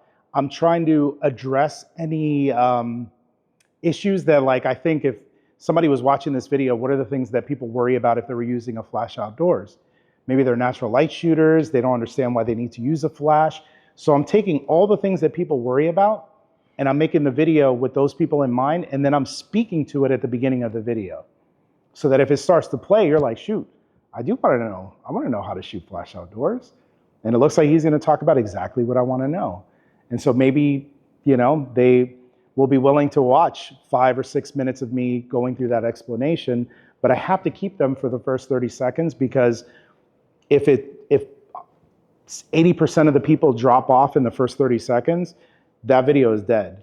YouTube will never show it to anybody else. And that's when you get a video that does 500 views, 20 views, 100 views. It's because as soon as the video starts, why am I watching this video? And if you can't tell the person why they need to stay, you need to rethink how you're doing that video. So is that a YouTube metric that you have to meet? That's an everywhere metric. Whether they tell you or not, give you the data or not, that's an everywhere metric. You just gotta change the word algorithm to consumer. Yep. Because that's the thing. I mean, think about it. If any video, if you go on TikTok and somebody's just standing there for 5 seconds, but the video was called 10 crazy things that happened when I went to Disney, and you see them just standing around and they're not at Disney, you're not going to watch that. You're going to click off, even though maybe the contest starts 10 seconds in and it is crazy, like the real Mickey Mouse showed up, you will never get to that point because the beginning didn't hook you. So 3 titles, 3 thumbnails, strong video hook. And for me, I script the hook word for word every single time. Because if I got to do what I just did, I could do it. But I probably could take that same idea and I could sharpen it and make it better. And then what's great is for your solo editing, if you script it, I could deliver the same content 2 or 3 times scripted. And then when I go to edit, I could take the best performance of each reading of the script. And then just maybe the first paragraph, I read it really good. The second time I read it, maybe I get a frog in my throat and it didn't sound good. And then the third one, maybe I sneeze or something midway through. I could just say, okay, the first paragraph, I'm taking the first time I read it. That's that part. Then on the second paragraph, the third time that I did it, I had more energy and inflection. So I'm going to take that one and that goes into the video. Does that make sense? So if I'm saying the same thing because it's scripted, I could literally read the same script 3, 4, 5 times and then just take the best performance of each reading and make one video that when you watch it, you're like, dang, he's high energy, he's this and that. But really, I was high energy for just that sentence. I don't have to be perfect. I'm going to show you that. That's the setup here. I got a teleprompter back here, and it literally, all I got to do is sit down, and I'll show you so you can read it yourself. You just sit there and you just read. And it's voice activated, the one that I use, so it hears me, and it moves the script as I talk, which is really slick. Finding talent, use Instagram, use hashtags, whatever kind of talent. If you're looking for a videographer, you're looking for an editor, hashtag videographer, hashtag video editor. Miami has a lot of talent. You will find people if you want to build a team. That's not a problem. You could Google search videographer Miami, video editor Miami. You'll find people there as well. And use your network. You'd be surprised if you ever work with people that will tell you, oh, you're looking for somebody? Oh, I know so-and-so. And then you find out in your network, you've got a bunch of people that could help you to do what you need to do. Filming content. My phone is apparently listening to me. I personally shoot everything in 4K. I use the Sony FX3 and the FX30 for all of my videos. And I shoot everything in 4K. I don't upload in 4K all the time. So you might be like, well, why are you going to shoot everything in 4K? The reason for it is if you shoot in 4K and let's say you deliver HD video, let's say this is HD TV, which is not, right? But let's say my recording fits this HD TV box. If I shoot it in 4K, it's much bigger than the TV, right? The actual image that I'm capturing is much bigger. So what I could do is I could take that bigger image and I could reposition or I can crop into the video to make it fill the HD TV box, but it's just 4K. Or I could zoom in to the 4K video and I don't lose any quality and I don't lose any resolution. So that's something super powerful. Some cameras, like the Alpha 1 Mark II, will shoot in 8K. I will shoot stuff in 8K. Maybe I'm delivering 4K, and now I got an 8K video, and I could crop into it and do some things.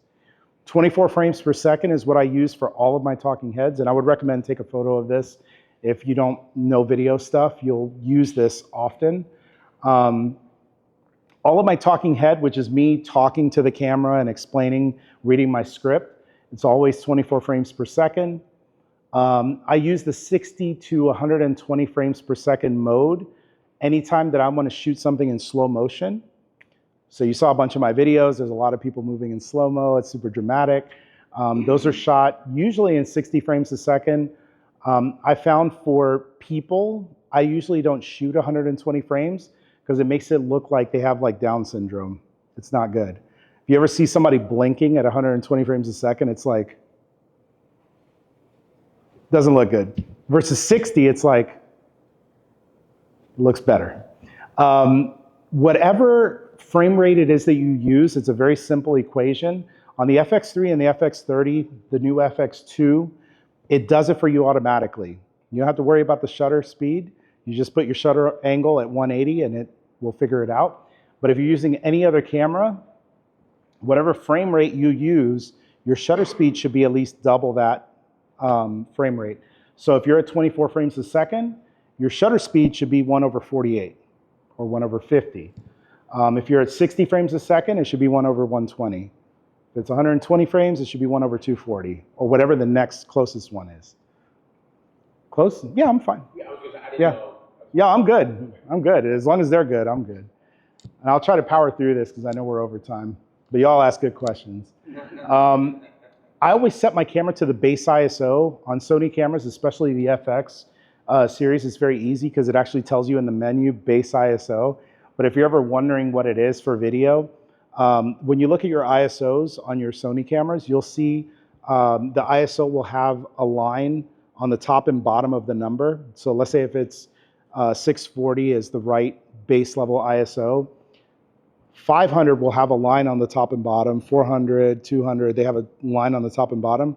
So the first one that doesn't have a line on the top and bottom is probably going to be your base ISO. Yeah.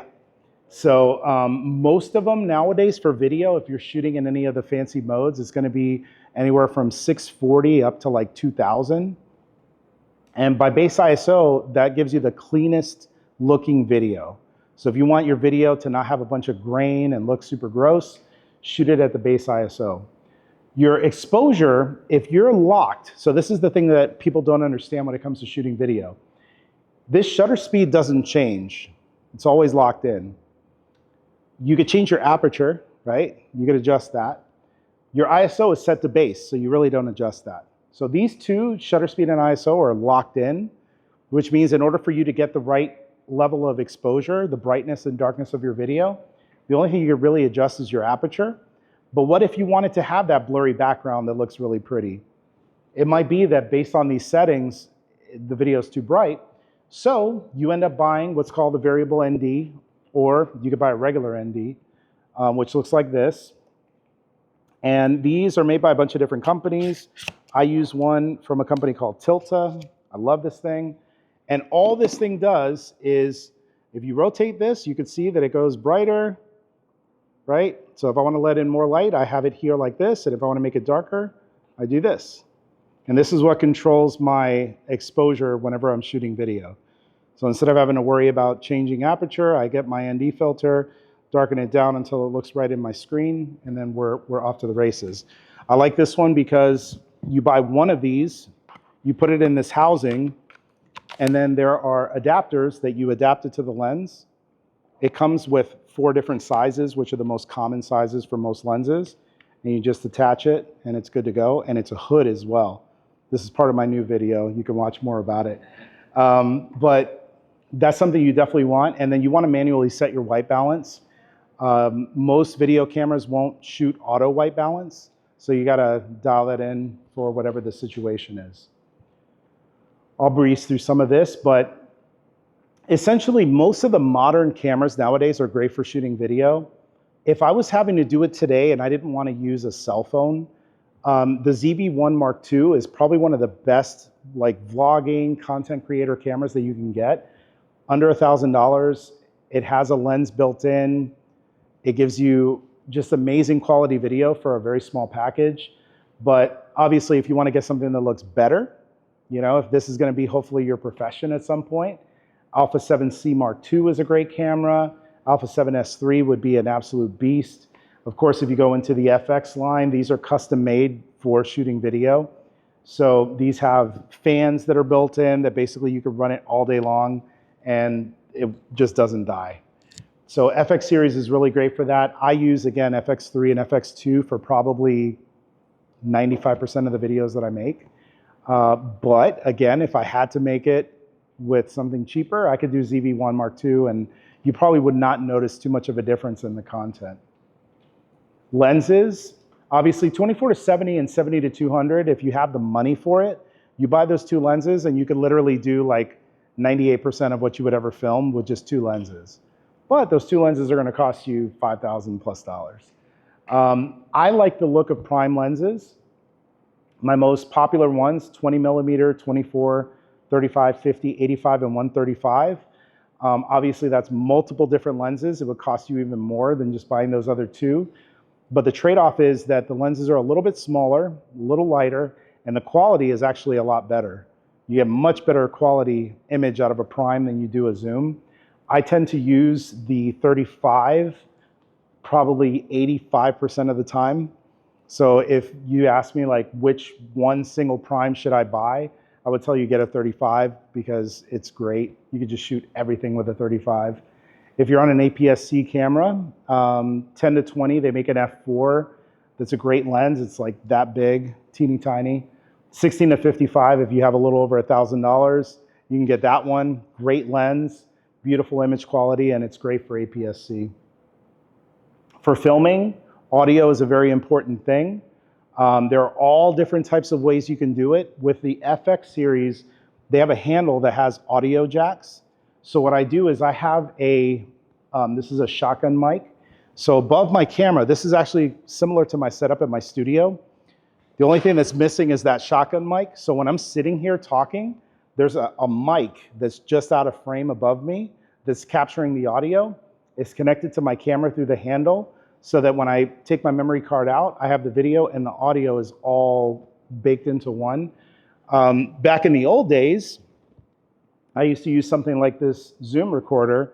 So I'd have the audio going into this. I'd hit record on this and my camera at the same time, and then you sync them up in post afterwards. It's easier to do that now than it was when I started, but it's still a pain in the neck. Back then, you had to actually buy a separate program to just to link up the audio with the video. It sucked. Now you literally synchronize in Premiere and it's done. They also make these for Sony, which are really awesome microphones. They go on the hot shoe of the camera. And what's great about these is that you don't need any wires. So a lot of road mics, you put this on your camera, you have to have the little cable to connect to it. And while you're recording, it's possible that that cable can pull out. And then guess what? If it pulls out, you got no audio. Versus with the Sony microphones, you put it on the hot shoe and it's digital audio. So it gets its power from the camera and the audio is baked in. You don't have to worry. As long as that thing doesn't come out of the hot shoe, you're good to go. The audio side of things has gotten a lot better. There's a lot of different options that are fantastic. For all your videos, you need music for most of them. Don't ever use music off the radio, ever. One of my friends, who is a pretty prominent YouTuber, started his YouTube channel and he was using radio music in his videos. And YouTube demonetized his entire channel because he was using copyrighted music. And he had already built up like 68,000 subscribers on YouTube. So he asked me, he's like, hey, should I continue to do this even though I'm never gonna make money? You know, I can never be monetized with this channel, or should I just start from scratch, which is tough when you got 68,000 subs. And I was like, bro, start it from scratch because you don't do this for free. And he started it from scratch and now he's at like 700K. He built it back up, it was no problem. Yeah, I have a question. When it comes to these, I know some websites have royalty free, but you still need their licenses. Yes. You get the licenses.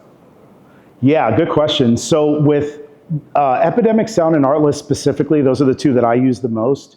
You could actually, the license is for your channel. So you go in the back end and you just tie your channel to it. And you never have to worry about copyright strikes or anything like that.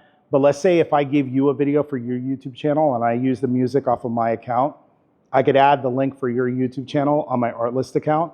And that way when your channel gets flagged for having copyrighted music from them, they see that I added you to my account and it's fine. So like most of the videos I make for Sony, I mean, they have an Artlist account as well, so it's no problem, but it's royalty free for your own personal YouTube. You don't have to worry about it. Even if you don't have the subscription with them anymore, if you had it at one point, you're pretty much you're fine. YouTube has their own audio library. It's free. So both of these you pay monthly. Actually, Storyblocks, they have music and they have video clips and they have like graphics. It's not just music. They have everything. With YouTube Audio Library, it's free, which is really great, and they have really good music. But the challenge with the YouTube Audio Library is that it's already hard enough on these other two platforms to find the specific music that you want. That's probably out of the whole process of making a video is the part that I hate, because you're looking for a vibe for the music and it's very hard to find the exact vibe that you want for your video. So you end up just listening to just hours of music, just trying to find that one clip. So it's already really hard with Epidemic and Artlist.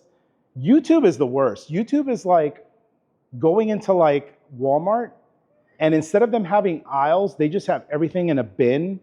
And you're like, okay, so I'm looking for Cinnamon Toast Crunch. And they're like, okay, cool, it's in that bin over there. And you have to just like throw stuff out to search for it. It's free, and that's cool. And maybe sometimes you log in and the first track, it's like, well, that's great, let me just go ahead and put it through. Or maybe you don't care, and you could just grab the first music track that you hear. But if you're looking for a specific vibe and mood, they just have so many songs, and it takes forever to listen to them. So I have subscriptions to both of those, Artlist, Epidemic. I also have it for Storyblocks. But if you're just starting out, use the YouTube Audio Library. It's free. You know, you're good. Filming content, when it comes to lighting, I use a lot of different constant lights in my videos. I have Nanlite products from my own studio. This is a very similar setup to what I have at my own studio with just an octave for the main light. I have an FS300, which is a little bit more powerful than this one, but I could do it with the 200. You could use various different types of lights, but the goal is that for your talking parts of your video, if you can have a light that's constant, it doesn't matter what time of day it is, you could just turn on your lights and create content. If you're using natural light, you know, it's tough because then you could only shoot at, you know, certain times of day. And my goal is like, if I wake up at midnight and I have a bug where I want to shoot a video, I could just go to my studio, turn on the lights, and we could start recording. When it comes to accessories for filming content, tripods are very helpful. Gimbals are super helpful. Having an external monitor, super, super helpful. Obviously, we talked about ND filters. What I used to do for a lot of my videos is I would have a slider, and whenever I'm shooting these videos, I'd have the slider off of, so I'd have one camera on a tripod, which is the camera I'm talking to. Then I would have a camera on a slider that all it's doing is just going back and forth while I'm talking. So when I'm editing, I edit to the camera that I'm talking to, and then I switch over every few seconds to that second angle that's moving. So if you don't have someone that you can pay or a friend that could have a camera and like shoot that secondary angle, you get the slider repeats the motion over and over and you're good to go. Teleprompters, there's a lot of different teleprompters. Again, if you don't want to script your videos, don't worry about that. I have to script a lot of my videos because I'm giving a lot of technical data and I don't want to forget it. If you guys want to see mine, I'll show you mine. I have one from Elgato. This one is the one that I used for like the first 6 years of my career. You use your cell phone, you download a teleprompter app, you slide it into this thing, and then you could see on your screen and you just read it. And it doesn't show up in the video, which is pretty slick. Publishing your content, again, use a custom thumbnail. If you upload a video, YouTube will pull a still from the video to make it into a thumbnail. Don't use it, because it's gonna be trash. Make up your own thumbnail. You wanna add the title to the video, and that same title for the video, try to put it in the description of the video as well, because sometimes YouTube sees the same string of words in the description and it boosts it in the algorithm. You could use closed captions. Nowadays, YouTube is great. They close caption your stuff, and they also automatically dub your video in another language. They just started doing this, and I don't know if it's for everybody, so I don't want to tell you that it's, you know, available for everyone. Maybe, I don't know. Because like right now, I did this the other day, and I was like completely shocked. So let's say, New to portrait photography, these 5 tips on the. let's see. All right, so it's not available for that old video, but if I go here, if you want to hear what I sound like in Japanese. フラッシュを使ってポートレートを撮影する場合、最も一般的な方法は ND フィルターを使うことです。しかし、音楽 Let's say たくさんの種類の ND フィルターが見つかる。 No way. After regular ND filter, They did that automatically? They did. That counts as review of everything. It's automatically done. I didn't do any of this. You want to hear me in Spanish? Más populares que puedes usar cuando haces fotos en exteriores con la apertura máxima ideal. Muy bien, bienvenidos de nuevo al canal. Si es la primera vez que estás aquí, This is very recent. This is very, very recent. So English, German, Hindi, Indonesian, Italian, Japanese, Polish, and Spanish. So, and then,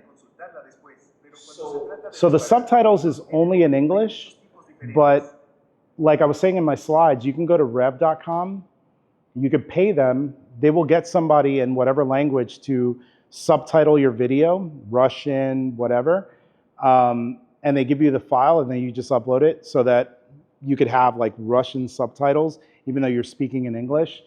The best combo is if you do the AI where it's already got the Japanese, then you could do like the Japanese subtitles. It's crazy.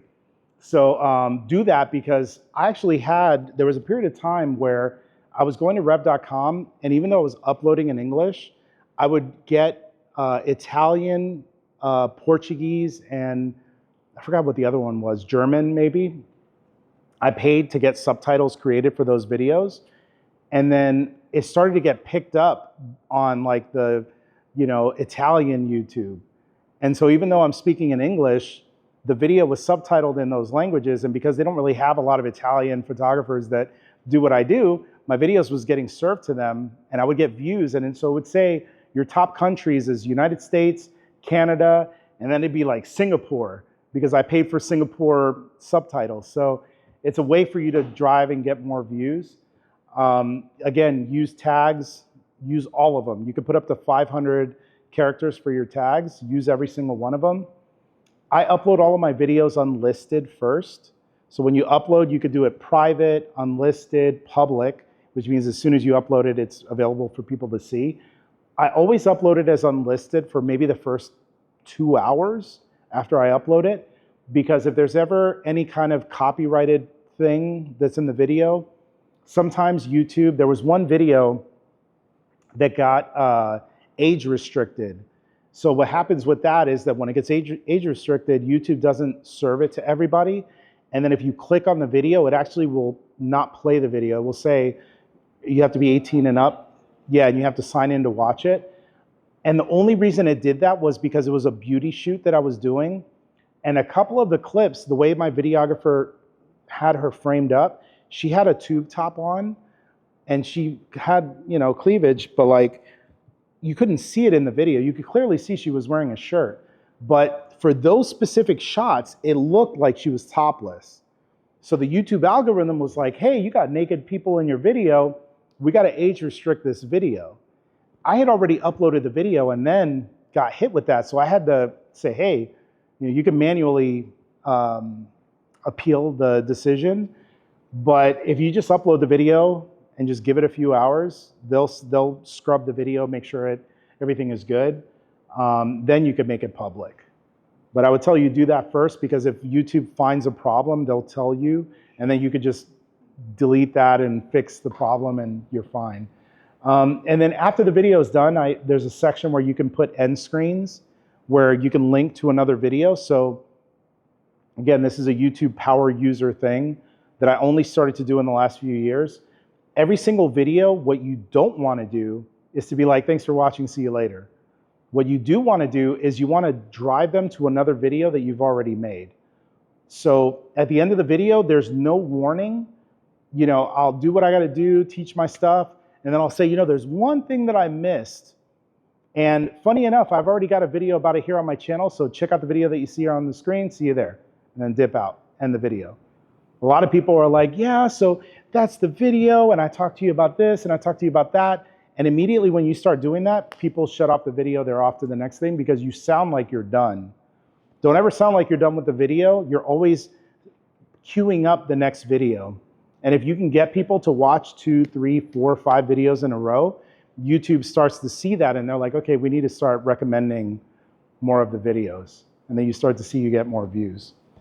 Which, speaking of getting views, this is the last part. Share your videos on social media, especially if you have a certain genre of video.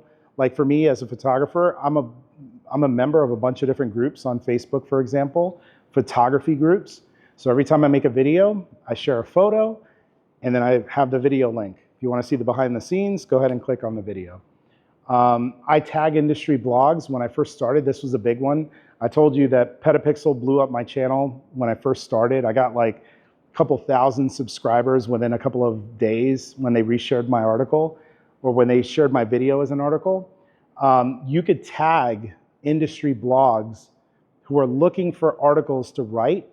They will write articles on your video and share it with their audience. So you can get free views just based off of that. I respond to a lot of the comments on my videos, both positive and negative.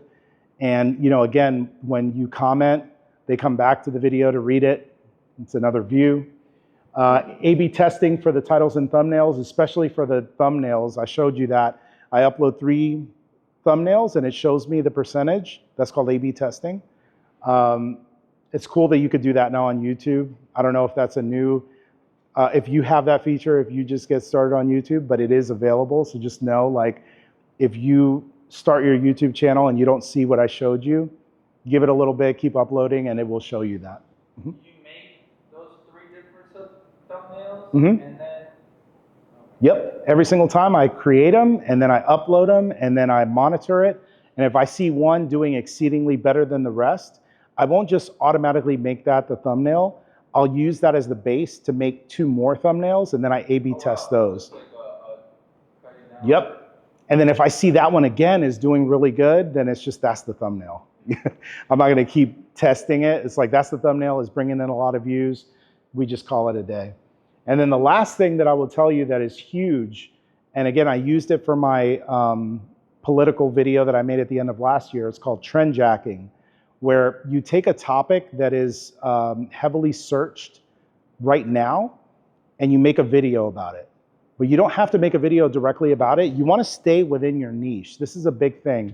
So for me as a photographer, every bit of video that I make, every single video has to have some kind of tie-in to something having to do with photography or creativity. You're not going to see me doing a DIY how to install a toilet, and I'm going to put that on my YouTube channel.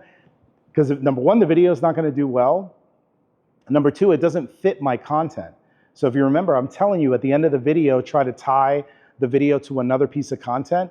If I did a how to install toilets video, but all the rest of my content is about photography, you can't, you know what I mean? You can't do it.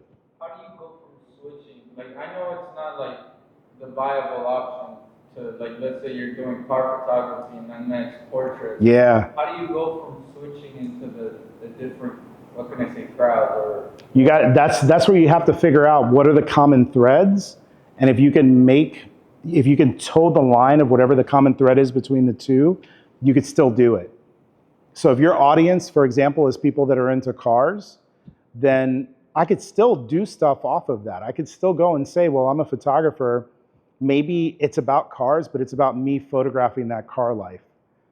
You know what I mean? So that way photographers will find value in the content because they see my creative process of how I take the photos. And then the car life people see it as content because they get to see all these beautiful cars and you know what I mean? They feel like they're there. So you got to think in terms of like, how could I take this content and walk this fine line to where it's interesting for multiple people? So like I was telling you all with the one video, the political one, I noticed that all the debates, the lighting was really bad on Donald Trump, like really bad. It was really bad on JD Vance as well. So that was my premise. So I started to research and I would look at the videos and I found like one interview where the lighting was like really good on him, even though he's orange and you know what I mean? Like he's not a good looking guy to be trying to put him on video, but he looked as good as he can look because the lighting was great. But every other time that I found, the lighting was just trash and it made him look, he already doesn't look good, but if you have bad lighting, you make somebody who doesn't look good look even worse. That was the whole idea of the video. So I talk about it. I'm like, here's how you light the face, right? So I'm trend jacking in a sense because there was a lot of political, you know, it's leading up to the election. There's a lot of content about that, but I'm also creating the content for photographers. So the people who are interested in political stuff are like, hey, yeah, you're right. He is being lit terribly. Let me look at that next time I see him in a, you know, news thing, right? Does the light look good on him or not? And then let me compare it to the opposition and see how they light them, even though they look completely different, but it's still something to notice. And then for the photographers and videographers out there, I'm just making the point that you can make somebody who looks old and gross look really as good as they can look if you light them the right way. If you don't light somebody, you could take a beautiful person and you light them like crap and they're not going to look great. And so that's the whole idea of the video. And I towed that line and 300 and something thousand views later, that's what you want to do. So finally, brings me to the very end. I know I'm only 30 minutes after, but that's my website. That's my YouTube channel. If you search me on YouTube, you're going to find me across various channels. You know, if you're into photography stuff, check it out. And I say that as well. And I want you to, if you're going down the road of creating content, the number one thing that I see a lot of people do is they go on their Facebook and they'll ask their friends to subscribe because they just want to drive the numbers up. Don't do that. Unless that person you know for sure likes the kind of stuff that you would post. The worst thing that can happen is, let's say you had a network of like 1,000 people that love you because they're friends, family, whatever. And you tell them, hey, subscribe to my channel. They subscribe. What happens is if those 1,000 people, or the majority of those people, don't watch your video from beginning to end, it sends a signal to YouTube that you have 1,000 subscribers that you're making content that's not interesting for them because they're not watching it. So one of the metrics that it shows up on the back end in the analytics, it shows me this percentage of your subscribers clicked on your video. And so if it does well with my subscriber base, then it starts to go wider and wider and wider and wider, right? But if I make a video that goes out to my subscribers and even my subscribers aren't watching it, you think YouTube's going to say, oh, we'll just send it to these other people. No, I don't do that. They're like, this video, you need to rethink. Because if the people that love you don't watch it. It was a small joke. I don't know if you know about the Instagram reel, the trials. How there's trials now. So you're able to do what's called the trial. So where it doesn't send the video to your following to see if it has that's interesting. Potential. So exactly what you're saying now. It's like to see your actual genuine, the content, if it's good or not. Right. That's what I was telling him. Like the algorithm is not the algorithm, it's the crowd that consumes it, you know. So that's why it's not. Dude, that's brilliant. Yeah. And you know, you'll see a lot of stuff, like a lot of the stuff that I'm showing you on the YouTube back end is stuff that they took from, you know, Instagram and TikTok. And and they're always adding new features, like the A/B testing was something that people have been asking for forever. And it used to be before that the way you would A/B test is you would actually have to go in there and change the thumbnail every couple of days and just do the math yourself to see, like, did the video do better or worse? Yeah. Now it actually compiles all that data for you. It used to be before that it wouldn't give you the data of how long are people watching. And I don't know if you noticed it, but on the on the back end of this thing, it actually shows you at what point people start to drop off in the video. So I could see, like, you know, if we started out at 42% past the 60, you know, or past the 30-second mark, I could see where people dipped off here, but then they picked back up here. So what happened that everybody basically skipped here and went here? The model, surprise, surprise. So guess what? Next time I make the video, I'm telling the videographer, hey, you know what? Last time you had me in the frame I was by myself, and all of a sudden when the model came back up, the views spiked up, or not the view, but the retention graph spiked up. So guess what? I need her to be in the frame the whole time. Even if I'm talking, I want her in the background, even though she's not good for that because she doesn't keep her face nice the whole time. Her specifically in videos, I get comments all the time like she looks miserable because she'll be in the background just, you know, looking around. And I keep telling her, like, listen, when we're recording these videos at all times, I need you to be like Vanna White. Like, if you ever remember Wheel of Fortune, Vanna's always, you don't know. She doesn't know if she's on camera or not. So she needs to always be like presentable. I'm like, you need to stay like that because she'll like look around and, you know, just like whatever. So, you know, it tells you, where is it at? So here it doesn't have it, but certain videos, if you have a lot of like ups and downs, it will tell you, here's the intro, which it gave me that data. Then it will tell you where the dip is. So it'll tell you like this part of the video people didn't watch, and then it will tell you where it spiked. And so you could use that information when you make your second video to basically what I call trim the fat. So now I know, like, nobody wants to see my ugly face on the screen.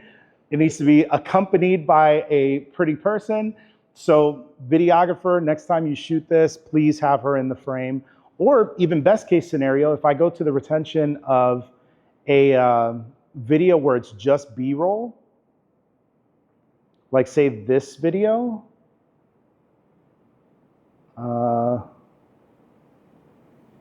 you see how it's a lot higher? And, you know, there's still parts where I'm talking, but there's a lot of footage where there's just a lot of stuff happening. Like I'm on screen and there's camera. This is a video that's very B-roll heavy. You didn't give them a chance to get bored. Nope, there's no time. I mean, we're at the end of the video and it's still at 32%. And it's also like how times are changing. Now people are more accepting of short form versus long form. You really need to have somebody.